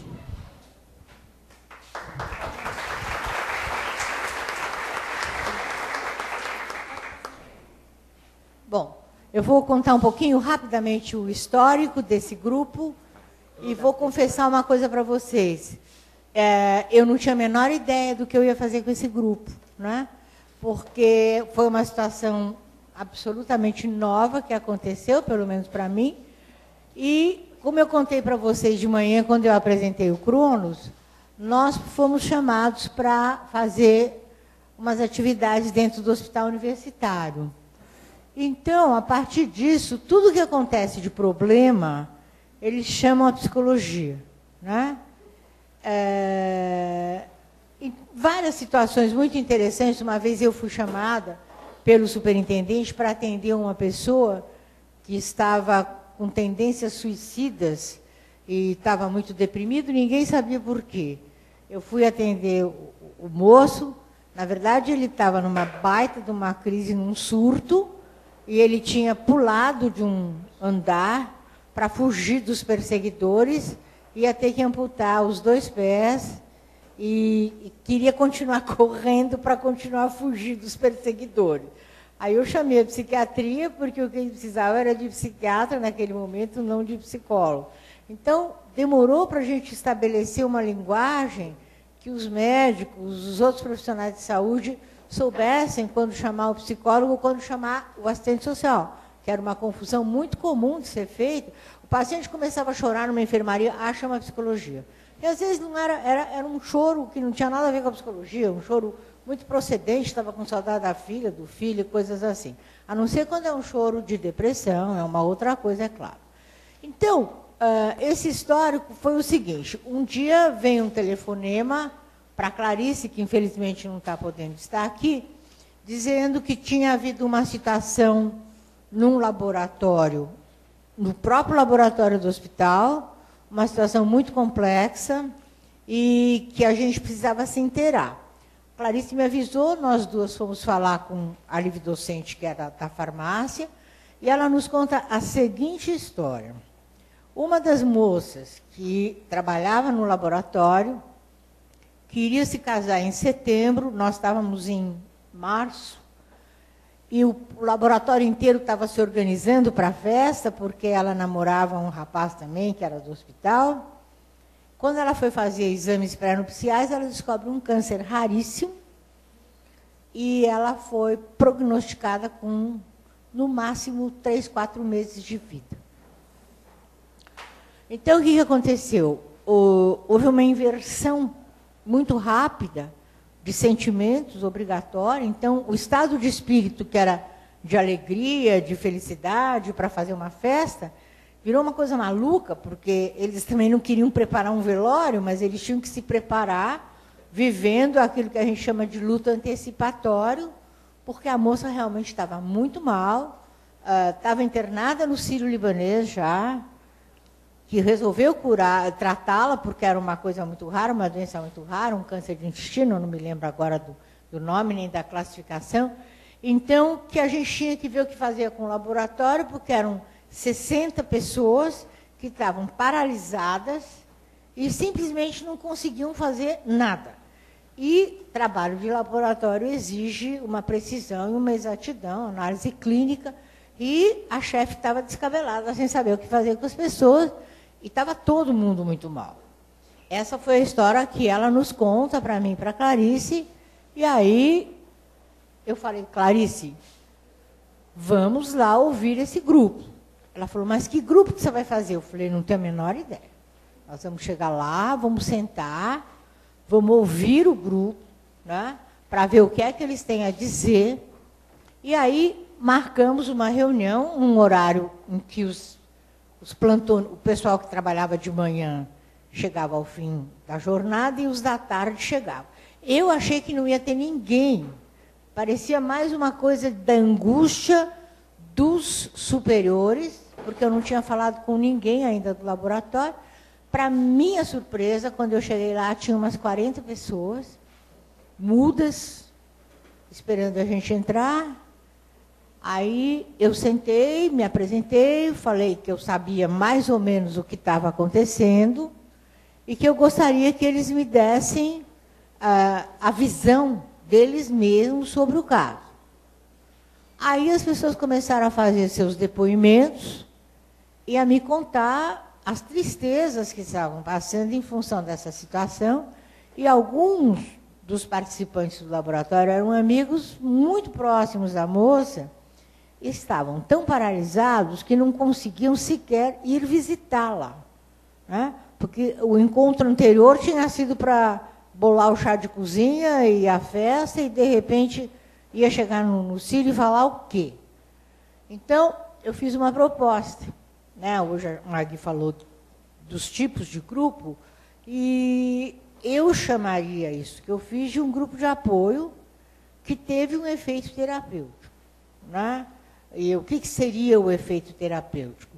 A retomada das atividades, um ressignificado das atividades de cada um no laboratório e dessa perda, elaborar esse, entre aspas, luto, porque a moça não tinha morrido quando a gente fez o grupo, agora ela já faleceu. Então, lá fomos, eu e a Clarice, e fizemos uma proposta de um grupo aberto, entrava e saía do grupo quem quisesse, porque são funcionários do laboratório, eu não podia impor nada, né? E não foram eles que solicitaram, mas sim os superiores. Então, quando você faz um contrato com um paciente ou com quem for, se é o paciente que te solicita, você pode até fazer o contrato. Quando é uma outra pessoa, você precisa ver que tipo de contrato é possível fazer, senão você faz o contrato que o familiar quer ou que o superior quer. Então, eu propus um grupo aberto que teria apenas horário e local fixos. Seria sempre num determinado local e sempre ao meio-dia, que era a hora da troca de plantão. E eu disse que, em princípio, eu não ia ter prazo de duração, e pensei, eu não sei quando que a moça vai a óbito, eu não sei o que vai acontecer, eu não sei como é que esse pessoal vai reagir. Então, a gente não propôs nenhum prazo de duração. E aí, a Clarice e eu nos propusemos a voltar na semana seguinte, isso aí foi praticamente o primeiro encontro, e eles todos absolutamente deprimidos, muito cabisbaixos e muito tristes também, né? Porque parece que a moça era muito alegre, era uma pessoa muito marcante no grupo lá do laboratório. Pode mudar. Então, isso que eu disse. Primeiro, nós ouvimos uma demanda do grupo. O que eles queriam? Nós perguntamos, aliás, o que eles pretendiam com o nosso trabalho. E ninguém disse nada. Claro, eles iam falar, nós queremos ficar alegres, nós queremos entender o que está acontecendo. Aí eu fiquei quieta, porque, na verdade, a demanda tinha sido dos superiores, né? Então, nós ficamos quietos, fizemos o contrato, ouvimos os depoimentos e fizemos um exercício de relaxamento. E quando você faz um exercício de relaxamento, você pode propor alguma coisa. Não era exatamente uma visualização que a gente se propôs, porque nós não tínhamos sequer falado de visualização ainda. Então, o que a gente fez? Um relaxamento e propôs uma ideia para que eles sentissem o corpo aquecido por uma energia de saúde, por uma energia vital, por um tipo de cor que eles próprios iriam escolher, cada um a sua cor. Então, fizemos esse relaxamento e, quando acabou o relaxamento, os depoimentos foram muito interessantes, porque eles se sentiram muito melhor e alguns pediram para ser atendidos individualmente, além do grupo, né? Então, eu disse que eu ia ver qual a disponibilidade do Cronos, porque os nossos voluntários são poucos e nós precisávamos ver quem tinha disponibilidade para atendê-los, mas, no fim, conseguimos dar encaminhamento para os pedidos de atendimento individual e a Clarice começou a atender a moça em questão, foi ao hospital e começou a trabalhar com a moça 2 vezes por semana naquele momento. E a moça estava péssima, não queria falar com ninguém e não queria receber ninguém. E isso deixava o pessoal do laboratório pior, porque eles não tinham como expressar nada, né? Nem amizade, nem carinho pela moça. Clarice, essa senhorita que está chegando aí, estou contando o grupo. Claro. E aí a gente realmente propôs para a turma que nós voltaríamos na outra semana, fizemos o relaxamento e conversamos um pouco sobre o que tinha ouvido, ouvimos as demandas individuais e pronto, e fomos embora. Muda, Cleide.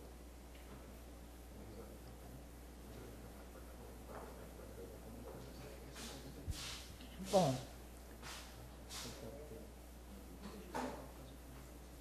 Aí, no outro encontro, nós comunicamos ao laboratório que a paciente estaria sendo atendida pela Clarice, e a gente percebeu que isso deu muito alívio para o grupo ao saber que ela estava tendo um tipo de atendimento especial, e nós começamos a ouvir, então, a angústia desses participantes do laboratório, porque eles não conseguiam desempenhar as tarefas.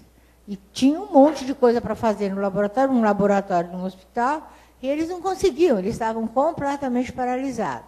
Então, nós passamos a ouvir tudo que eles tinham para falar, as demandas que eles tinham, as angústias que eles tinham. E aí aconteceu aquilo que a Magui também falou hoje. O fato de estar num grupo onde todos passavam pela mesma situação, fez com que aquilo gerasse um sentimento de que estavam contidos, de certa forma, né? Contidos numa mesma angústia, mas estavam contidos. E isso deu uma sensação de, não sei, nós percebemos que o grupo estava menos deprimido, e aí, quando nós chegávamos para trabalhar, nas outras vezes, eles estavam conversando no corredor, algumas pessoas contaram que tinham tido câncer, principalmente uma das moças relatou que tinha tido câncer, chorou muito, porque nessa hora você faz uma identificação e você começa a achar que você vai ter o câncer de novo, e tudo isso tem que ser trabalhado. E nós não deixávamos nunca o grupo sem saber exatamente o estado deles, né, para ver como é que eles estavam para passar mais uma semana. Nós íamos uma vez por semana só. E nós sentimos uma melhora do humor do grupo, que passou a ser até, de certa forma, mais alegre. E a supervisora do laboratório, que era essa livre docente que nos solicitou, disse que eles estavam começando a retomar as atividades muito lentamente, e eles tinham uma angústia, que era de perceber que não conseguiam trabalhar, porque eles sabiam a importância do trabalho deles. Então, simplesmente, eles estavam cindidos entre viver o luto, viver aquela dor, viver aquela angústia, mas tinham que trabalhar, estavam lá para isso. Ok. Vamos lá. Aí, nos outros encontros, nós seguimos mais ou menos, bem mais ou menos, alguma coisa que o programa Simonton de autoajuda propõe, que é, quanto mais informação você tem sobre a doença, a angústia baixa. Porque uma das coisas que mais incomoda o paciente câncer, o familiar, são os mitos que a Magui colocou aqui. Então, nós demos muita informação sobre o que era um câncer, sobre como funcionavam os tratamentos. Em momento algum, nós dissemos que a moça ia se salvar, ou ia se curar, ou qualquer coisa assim. Mas nós dissemos que o fato dela estar sendo atendida pela Clarice podia propiciar a ela uma qualidade de vida melhor nesse momento em que ela estava vivendo. Então, parece que o fato deles terem essas informações e saber disso, e alguns começaram a ter coragem para visitar a colega, os mais próximos, mais íntimos, e eles também traziam informação para o grupo, e isso fazia com que todo mundo ficasse muito mais tranquilo, porque antes era uma terra de ninguém, eles sabiam da doença, sabiam da moça, não tinham nenhum contato com ela, ficaram isolados no hospital, então eles estavam muito angustiados. E agora nós estávamos servindo um pouco como elementos intermediários entre a paciente e o grupo, e podíamos dar informação, principalmente a Clarice, que estava atendendo a moça. E sempre fazíamos um relaxamento, ou então uma atividade corporal de todo mundo levantar, se dar as mãos, para se sentirem contidos. Porque o que a gente sentia é que eles estavam numa profunda angústia e numa situação de desamparo, que é muito comum, de pensar que uma doença, uma coisa dessas, pode atingir qualquer um, individualmente, a qualquer momento, como foi com a moça. Estava ótima, nunca teve nada, foi fazer o exame pré-nupcial, estava com aquele câncer. Só que daí, nós já tínhamos feito vários encontros, nós estávamos já um mês ou dois, né, claro, mais ou menos, e eu estava um pouco que auscultando a situação, Porque tem uma hora em que você tem que dar um fim, porque não é mais momento de ter o grupo. E eles estavam muito melhores. Tinham voltado ao trabalho, a gente encontrava com eles no corredor, eles estavam rindo, a gente chegava para fazer o grupo, a gente escutava todo mundo conversando, falando. Então, mudou sensivelmente. E a supervisora disse que eles também tinham voltado a atuar como, cada um como técnico de laboratório que eles eram. Então, o nosso objetivo, que era tirá-los daquela angústia paralisante na qual eles se encontravam, estava sendo atingido. Eles estavam começando a ficar num outro estado de humor, e nós não queríamos fazer nada além disso, porque, primeiro, eles não tinham solicitado o nosso serviço. Nós não queríamos fazer uma visualização ou partir para um programa, uma coisa mais profunda, porque nós não sabíamos o que é que eles queriam, porque quando nós perguntamos a demanda, ninguém falou nada. A demanda, na verdade, vinha dos superiores. Então, nós trabalhamos com muito cuidado para que eles se sentissem à vontade, sem se sentirem obrigados a estar num grupo, a se sentir bem ou qualquer coisa assim. Mas eles foram realmente melhorando de uma maneira muito, muito gratificante para nós duas, e a gente chegava lá até com prazer. Eu depois tive que parar de ir, a Clarice foi mais até o fim, porque eu estava num programa de livre docência, um negócio complicado, e a Clarice acabou terminando os atendimentos. Eu fui talvez mais em um, ou talvez no último, né? Claro, não me lembro mais. E nós duas começamos a discutir até quando deveriam ir os encontros, e abrimos essa conversa para o pessoal, para discutir com o grupo o que é que eles achavam, como é que eles estavam, até quando que os grupos deviam acontecer. E a gente percebeu que eles estavam muito melhores e se sentindo, inclusive, com condições de discutir isso, pedindo para a gente ir mais um pouco, né? Eles queriam que a gente fosse mais algumas vezes. Então, a gente estabeleceu, né, uma data de encerramento do grupo para podermos parar com aquele atendimento e, de novo, oferecemos atendimento individual para quem tivesse necessidade, e algumas solicitações aconteceram. Aconteceram outras coisas que não vêm ao caso, que foram relações dentro daquele grupo com a paciente que geravam uma angústia maior nesses elementos. Pessoas mais íntimas, mais amigas, mais queridas. Então, a gente trabalhava aquilo, mas, de certa forma, sem se aprofundar muito. E foram essas pessoas que, de certa forma, pediram o atendimento individual. Pode mudar. Até que nós chegamos a um momento em que nós achamos que devia haver um encerramento desse grupo, já fazia 2 meses ou mais, quase, acho que 3, e chegamos à conclusão, a Clarice e eu, estava havendo um esvaziamento na frequência, então, evidentemente, a motivação tinha caído, e não há nada pior do que você continuar uma coisa para a qual já ninguém mais tem motivação. A coisa morre, e morre de uma maneira muito inadequada, porque fica uma sensação de que foi uma coisa ruim. E quando você termina na hora adequada, fica uma sensação de que houve um aproveitamento, de que foi uma coisa boa aquilo que foi feito. Então, nós estamos muito antenadas para essa coisa de que horas parar. Aí nós conversamos bastante, fizemos uma avaliação com o grupo sobre o que nós tínhamos feito, como é que eles se sentiam. Todos estavam se sentindo muito melhor, com condições já estavam voltando ao trabalho, visitando a moça. A moça, nesse momento, a doença estava caminhando, ela veio a falecer meses depois, mas foi atendida até o final pela Clá, no hospital, primeiro na casa dela, quando ela voltava para casa, depois no hospital, e realmente nós sabíamos que ela iria a óbito porque não tinha chance. Mas o próprio grupo depois passou a visitá-la, então nós não tínhamos nem que dar esta notícia para eles, né?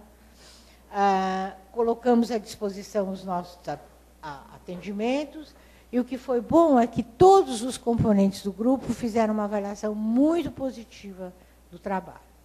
E a superiora do laboratório, essa livre docente da farmácia que nos chamou, adorou o trabalho, queria montar grupos para os professores da USP. Sempre que acontece um trabalho que ressoa, porque todo mundo no hospital ficou sabendo do grupo, ficou comentando, queriam que a gente fizesse 1.900 grupos, e eu disse para a Clarice, calma, que isso vai passar. Isso é sempre que a gente faz um trabalho que aparece, todo mundo quer fazer. Só que são condições diferentes. E você tem que saber exatamente quando que você intervém e, de preferência, como você intervém. Então, agora, Margarete, você fala o que você quiser.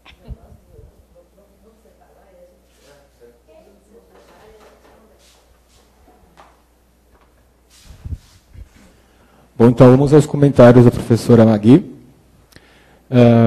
Depois a gente vai abrir para perguntas, tá? Tem algumas perguntas que já chegou pela internet, então ainda hoje serão respondidas. Bom, a gente tinha passado de 800 acessos. Dá para ver quanto tem agora? Nossa.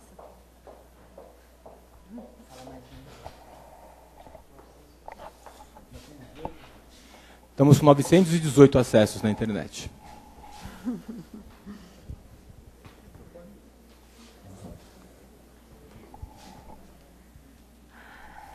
Elisa, achei baixo. Está funcionando? Tá. Não tá. Esse está funcionando? Tá. Alô? Ele não gostou de mim agora.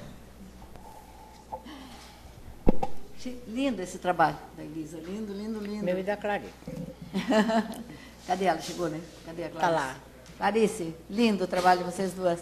Parabéns, lindo, lindo. Essa coisa de não ter muito princípio, meio e fim, é o ideal em termos de grupo, porque, como eu falei, dificilmente a gente estabelece um prazo, e esse prazo é cumprido no caso de pacientes de câncer, né? Então, eu acho que acabar, sim, né, por um final, como ela colocou, não ultrapassar aquele momento que as pessoas não precisam mais, a gente saber colocar um final, mas não necessariamente um tempo muito delimitado, porque a gente cai nessa situação complicada. Então, achei que foi muito bom o grupo aberto, entrava quem quisesse, como foi, e trabalhando as demandas à medida que elas foram acontecendo, né? Porque não havia demandas no começo e elas eu confesso que eu fui muito angustiada para o primeiro encontro, porque você fazer um grupo terapêutico como eu faço, ou um grupo psicodramático, ou um grupo de câncer que a gente está careca de fazer e de saber como funciona, é outra coisa. Mas isso era uma coisa nova, nunca tinha acontecido uma coisa assim, e eu não sabia o que ia acontecer.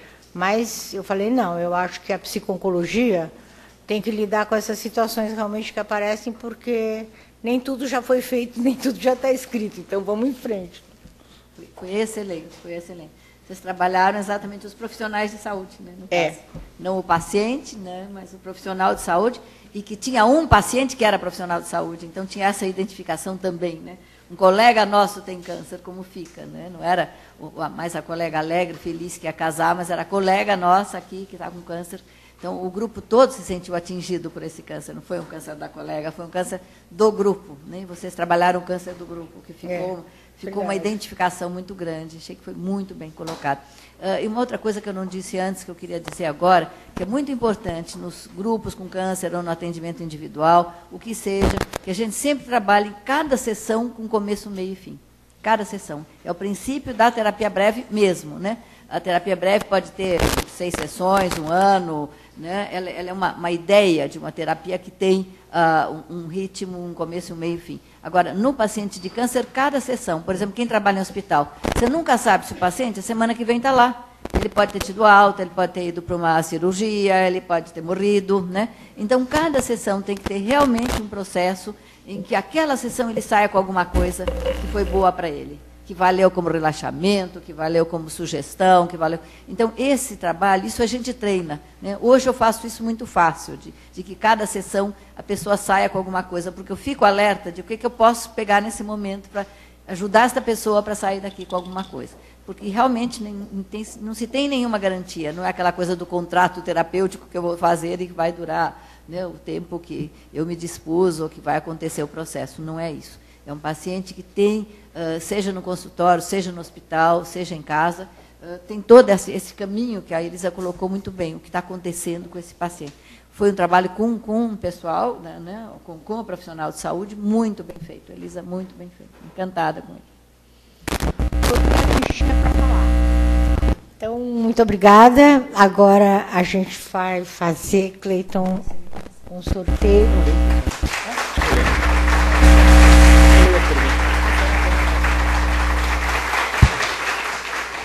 A André trouxe um livro e um caderno da Abrale, que ela já preparou até os papeizinhos para fazer um sorteio, porque todos vocês têm um número lá na inscrição.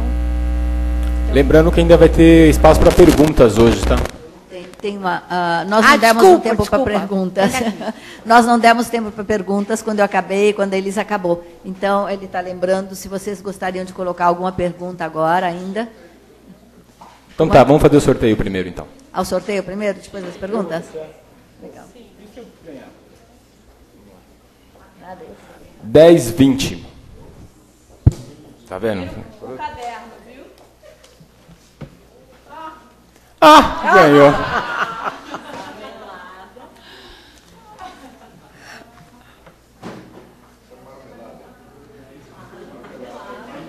Marmelada por quê?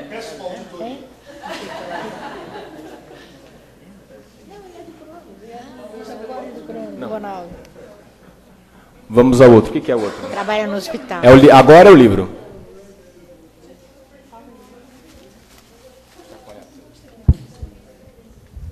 Lembrando que tanto o livro quanto o caderno, vocês podem acessar o site ou mesmo entrar em contato com a gente, vocês podem adquirir eles.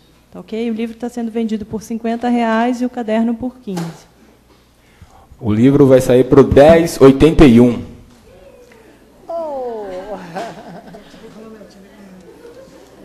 Puxa vida, foi tanta gente embora, só saiu para quem estava aqui. Obrigada, viu, Marília?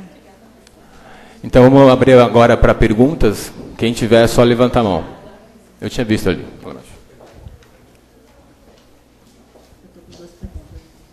Posso ler para eles ouvirem também? Nem todo mundo. Lá atrás, Ivete. Só posso, enquanto vocês procuram aí, quem quer perguntar, tem duas perguntas que vieram por escrito. Parabéns para a professora que deu a palestra e perguntando se alguém quiser fazer parte desse trabalho, para quem podemos nos dirigir. Eu diria que tem o Cronos aqui, tá? Que é um lugar que vocês podem justamente entrar em contato, aqui da USP, o Laboratório de Psico-Oncologia da USP, do IPUSP, né? Que vocês podem localizar a professora Elisa e a equipe e ver aqui mesmo o que vocês podem fazer. Tem o Cora, que eu sempre recomendo, inclusive porque é gratuito. Uma ex-paciente de câncer assumiu o Cora totalmente por conta dela, ela tinha o dinheiro para fazer isso e todos os trabalhos do Cora são grátis. E lá são feitos muitos trabalhos, eles fazem o programa Simonton em 9 semanas, são 9 sessões, um dia inteiro por semana, fazem um dia aberto na quinta-feira de manhã, é uma manhã aberta para quem quiser ir lá e ter informações, enfim, às vezes vira um grupo muito terapêutico, dependendo do que acontece, às vezes mais informações, enfim, ele é aberto para quem quiser conhecer o trabalho e participar. Tinha um senhorzinho lá que ia toda semana e ninguém entendia bem porquê, e um dia perguntaram para ele era um vizinho da rua, do Cora, e ele ficou interessado em saber o que acontecia lá, e ele gostou tanto que ele ia toda semana, e depois de um tempo ele dava palpites, conselhos. Então esse é o grupo aberto. E tem também lá acontecendo um grupo familiar, na linha de aconselhamento familiar, como é que se chama isso agora? Esqueci o nome. Sistêmica? É uma linha de sistêmica, bom, mas eu não me lembro o nome agora, mas tem um trabalho familiar muito bem feito lá, e tem um trabalho de arte-terapia, que também está sendo oferecido por uma ex-paciente, que é arte-terapeuta, que está lá trabalhando. Então, todos esses trabalhos existem no Cora, e eles aceitam qualquer tipo de voluntário, ou de pessoa que queira fazer os trabalhos, passar pela experiência, ou que queira trabalhar lá. Tá? Então, tem o Revida aqui em São Paulo, dirigido pelo Edmundo Barbosa, que também é um trabalho muito bom, e eles têm um campus fora de São Paulo, um sítio, onde eles também recebem as pessoas. Então, há vários tipos. Quem quiser mais informações sobre isso, pode, inclusive, me procurar no consultório, tá? Para conversar comigo, né? Não vou cobrar nada, evidentemente, vou conversar com vocês com muito prazer. Então, quem quiser conversar comigo e saber mais coisas do que fazer e como fazer, vocês também podem criar coisas, vocês podem começar coisas que vocês estão criando. Não precisa entrar numa coisa, vocês podem criar coisas que vocês pensem que sejam interessantes, no lugar onde vocês moram, se é fora de São Paulo, enfim. Então, eu posso fazer isso com muito prazer. Então, o que eu faço? Eu tenho um pedido aqui para saber o que eu faço. Eu não trabalho em nenhum hospital nesse momento, eu trabalho só no consultório, mesmo consultório que Elisa. Se vocês quiserem o telefone para qualquer informação, é 3259-9042. Vou repetir, 3259-9042. E trabalho, nesse momento, eu estou dando um curso de especialização em psicologia no Hospital Pérola Byton. Ele já está no 3º semestre, não dá mais para ninguém entrar agora, é um curso de 2 anos, ele vai acabar no ano que vem, em junho. E aí vai começar uma nova turma. Então, se alguém tem interesse no curso de especialização em psicologia, esse é o único que existe atualmente oficializado, né? Inclusive, tem gente do Brasil todo vindo. Nós fazemos uma vez por mês um encontro, um fim de semana, uma vez por mês, para que as pessoas possam vir. Tem gente vindo do Rio Grande do Sul, de Vitória, do Rio. Está muito bonito o trabalho, porque são pessoas buscando essa informação para levar para as suas cidades. Então, assim, informações eu posso dar quantas eu puder para vocês, por favor, me procurem. Tem uma outra pessoa que pergunta o papel da espiritualidade no tratamento do paciente de câncer. Importantíssimo se a pessoa tiver esta visão, essa abertura, né? Então, nunca é imposto, não é apenas a pessoa espiritualizada que vai viver bem o câncer, vai morrer bem, não, necessariamente. Mas, claro que ajuda muito, e as pessoas espiritualizadas, também por pesquisa, se sabe que tem uma chance melhor desta passagem de vida e morte. Elas vivem tudo isso com uma perspectiva de uma vida eterna, com uma perspectiva de uma compreensão da morte diferente. Então, sem dúvida nenhuma, as pesquisas mostram que a espiritualidade ajuda e muito viver um processo de câncer, ajuda especialmente a viver o processo de cuidados paliativos, que é o processo quando não se pode mais curar, mas ainda está se cuidando, e o processo de morte, né? Viver com vida na morte. Tá? Então, isso, sem dúvida nenhuma, as pessoas, por pesquisa, é verificado que têm uma espiritualidade, vivem todo esse processo melhor. Não quer dizer que precise se ter uma espiritualidade. Eu vou contar um caso que eu acho muito lindo, um engenheiro absolutamente ateu, né? Que eu perguntei para ele, que sabia que ele ia morrer, um câncer gravíssimo de pulmão, já adiantado, uma perspectiva de vida de 2 meses, dada pelos médicos, e me procurou, e ele disse que para ele, eu perguntei o que era para ele o pós-morte, porque ele começou a falar disso, né? Então eu perguntei. Ele disse, para mim, pós-morte, eu vou ser enterrado, né, no túmulo da família, eu vou virar adubo. Eu falei, olha que bárbaro, né? Você já pensou o jardim maravilhoso, adubo orgânico? Vai ser maravilhoso o jardim que vai poder ser plantado em cima do seu túmulo, né? Ele gostou tanto da ideia, eu não sabia, ele era engenheiro paisagista, né? Ele gostou tanto da ideia, claro que ele tinha adubo na cabeça já por causa de... Ele gostou tanto da ideia que os 2 meses, ele realmente viveu 2 meses. Ele passou projetando o jardim. Então, ele contava para a mulher o que era para plantar isso, plantar aquilo, para ter flor o ano inteiro. Então, quando acabasse uma flor, entrava outra, porque a outra uma dava no inverno, outra dava no verão. Ele foi plantando um jardim maravilhoso em cima do túmulo, né? E já dando todas as ordens, e mandou fazer uma árvore, que ele já comprou grandinha para crescer logo, para ter sombra, para a mulher poder ir lá ficar se ela quisesse, né? Então, um tempo lá, quem quisesse ir lá, visitar o túmulo dele. Então, foram 2 meses. Para mim, isso foi uma das coisas mais espirituais, porque é exatamente a relação com a eternidade. Ele ficou eterno, né, através do jardim dele lá. Então, foi uma coisa muito linda, e nunca se falou em espiritualidade, ele se dizia absolutamente ateu, mas ele falou de eternidade, que para mim é o caminho, né, de se viver essa passagem bem. Então, é isso que eu queria responder das perguntas que vieram aqui escritas. Qual é a pergunta, Ivete? Meu nome é Henrique. Eu gostaria de saber um pouco mais sobre as pesquisas que tem sobre prevenção em psico-oncologia, se tem alguma parte na própria psicologia pode estar trabalhando em prevenção, ou mesmo na parte subsindrômica, antes do diagnóstico, alguma propensão que se tenha câncer, não sei como que tem isso hoje, como está esse estudo sobre isso hoje em dia. O Teru quer saber, ele me fez essa pergunta, outro dia eu dei uma aula na Faculdade de Medicina, se existe uma prevenção psicológica para o paciente que não está com câncer ainda, né, Teru? Eu não tive resposta, porque nem prevenção orgânica da doença a gente tem, a não ser alimentação, exames, barará. Agora, prevenção psicológica, Magui, você sabe se tem alguma coisa nessa área? Não, que eu saiba, não. Dentro dos cursos de psico-oncologia, a gente fala muito na prevenção, né? Porque, inclusive, a prevenção é a grande esperança, porque a grande maioria, e no mundo inteiro, não é só aqui, não, dos pacientes procura o tratamento já com câncer avançado. É muito difícil, a não ser quando, por acaso, vai fazer um exame ginecológico, alguma coisa, e por acaso se encontra, né? Como nesse caso, inclusive, que ela contou. no exame pré-nupcial e estava lá um câncer. Mas prevenção, que eu saiba, assim, organizada, é muito difícil. Eu não conheço nenhum trabalho nesse sentido. Teru, acho que a única prevenção, porque eu não estou afirmando, hein, isso não tem nada de científico nisso. Nós sabemos que o estresse gera uma série de déficits no aparelho imunológico. Agora, como prevenir do estresse, aí já é outra conferência, entendeu?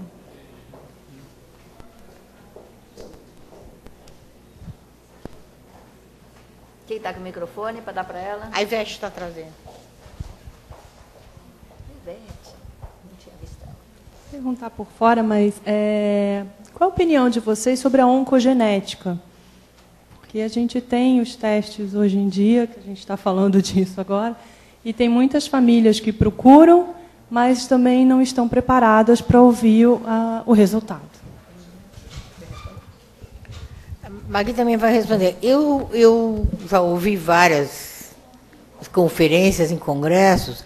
Existem equipes especializadas para preparar a família, porque não é assim, você vai lá, faz um exame, analisa o teu DNA, etc. Tal, e aí houve uma possibilidade de, não é nem só com câncer, qualquer doença grave, né? Então, existe, que eu saiba, um preparo todo de uma equipe multidisciplinar para que a pessoa possa ser informada do que pode acontecer e de como ela pode, aí no caso, prevenir. Não é bem o caso, porque quando é genético não tem muito o que fazer. Mas, enfim, um atendimento que dá um apoio para essa pessoa que eventualmente tenha isso.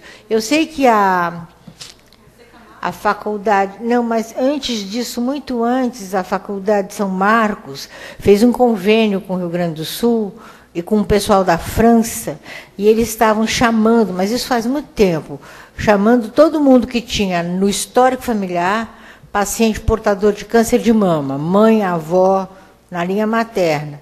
E aí eles colhiam sangue, faziam um estudo genético para ver se conseguiam determinar alguma coisa, mas eu não sei no que deu esse estudo. Você sabe alguma coisa?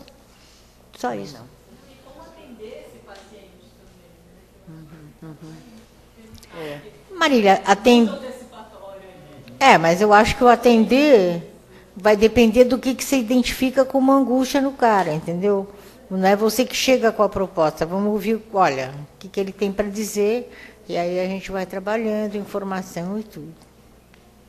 Olha, eu atendi uma paciente em que a avó dela morreu de câncer de mama, a mãe dela morreu de câncer de mama e a irmã dela morreu de câncer de mama. Aí ela me procurou, sem câncer nenhum, né? Porque ela estava absolutamente em pânico, né? De que o caminho dela ia ser esse, o que ela ia fazer na vida. E então eu falei, bom, então a primeira coisa que você tem que ver é se esse câncer é genético, e pode não ser. Apesar disso, pode não ser, por incrível que pareça. Existe uma cultura familiar, às vezes, cancerígena, sabe? Estilo de vida, comida, toda uma série de depressão familiar, sei lá, que realmente faz com que muitas pessoas da mesma família tenham câncer, mas não necessariamente genético. Inclusive, são muito poucos cânceres que hoje se sabe que são genéticos. Muito poucos, praticamente nada, em relação a todos os cânceres que existem. Mas, então, eu orientei que ela fosse ao AC Camargo. Ela fez os exames lá e ela tinha, sim, uma tendência, porque eram hormonais, eu não me lembro exatamente do caso, mas no caso dela havia, sim, alguma coisa genética. Ela tirou as duas mamas preventivamente, fez próteses, está muito bem, obrigada. Essa história tem mais de 10 anos, eu acho, se não tiver 15 anos, 10 anos atrás. Ela está ótima, a Vivi é uma colega nossa, está muito bem, obrigada. Mas ela fez isso, né? Então, existe essa possibilidade de se ir atrás disso? Existe. Só que a resposta é muito pequena, porque são muito poucos os cânceres genéticos. A genética é mais estrutura familiar, sabe? Como esta família vive, é isso que passa.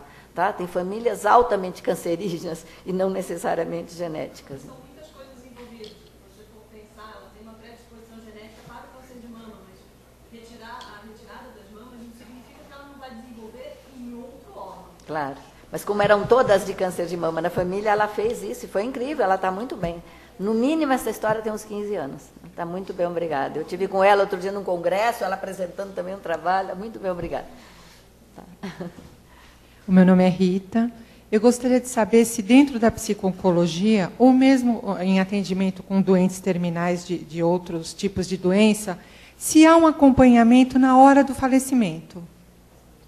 Que é uma coisa que me chama a atenção e me interessa. Ah, claro que há. Nós duas trabalhamos com paciente terminal.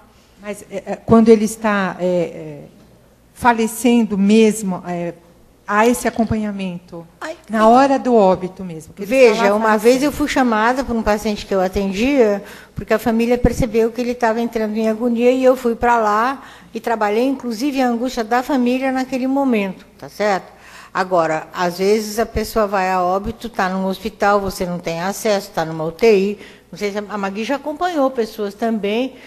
E nós temos uma colega de consultório que trabalha com isso. Ela faz um trabalho de preparo, claro, quando existe um prognóstico fechado, o que eu sempre ponho entre aspas, né? Mas, de qualquer forma, existe muita gente trabalhando com isso. E tem uma moça que está no Einstein agora. Ela fez formação em musicoterapia na Columbia University, em Nova York, e ela trabalha com paciente terminal com musicoterapia. Os pacientes compõem uma letra e ela acompanha no violão e fazem uma música juntos no momento em que eles percebem que podem ir a óbito. É um trabalho muito bonito. É a filha do Geraldo Ferrari. Tem muita gente trabalhando com terminal, muita. Então, a gente trabalha assim, né? Nós não escapamos disso, percebe? Quem entra numa área de psico-oncologia pode trabalhar só o tratamento, pode trabalhar a cura e pode trabalhar a morte, né? A gente tem que saber que se entrou é para isso. Os dois caminhos estão na nossa frente. Só tem um detalhe, você nunca pode aceitar um paciente terminal se você não está muito bem. É isso. Tá? Porque senão o paciente terminal vai te fazer mal. Caso contrário, ele te faz muito bem. Atender um paciente terminal e estar perto da família e da pessoa quando ela vai a óbito preparada e tudo mais, é fantástico. Dá uma sensação muito gratificante, entende? Porque é incrível mesmo. Mas aí você tem que estar bem. Uma das primeiras coisas que eu pergunto para quem começa o curso de psico-oncologia, de especialização, é perguntar se ele está preparado a trabalhar com morte. Porque quem não está, se eu tenho medo de morte, se eu não tenho elaboração de morte, se para mim isso é uma coisa terrível, eu não posso trabalhar a morte do outro, evidentemente. Então, uma das coisas mais fundamentais do nosso trabalho é que a gente tenha a condição pessoal de trabalhar com morte, senão eu não posso ajudar a morte do outro.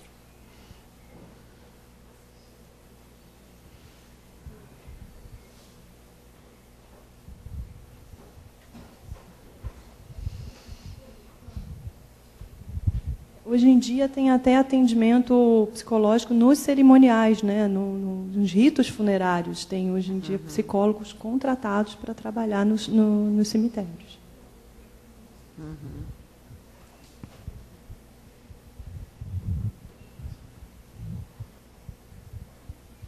Mais alguém?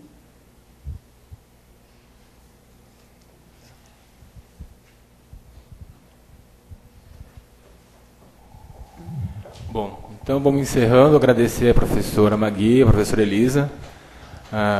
Bom.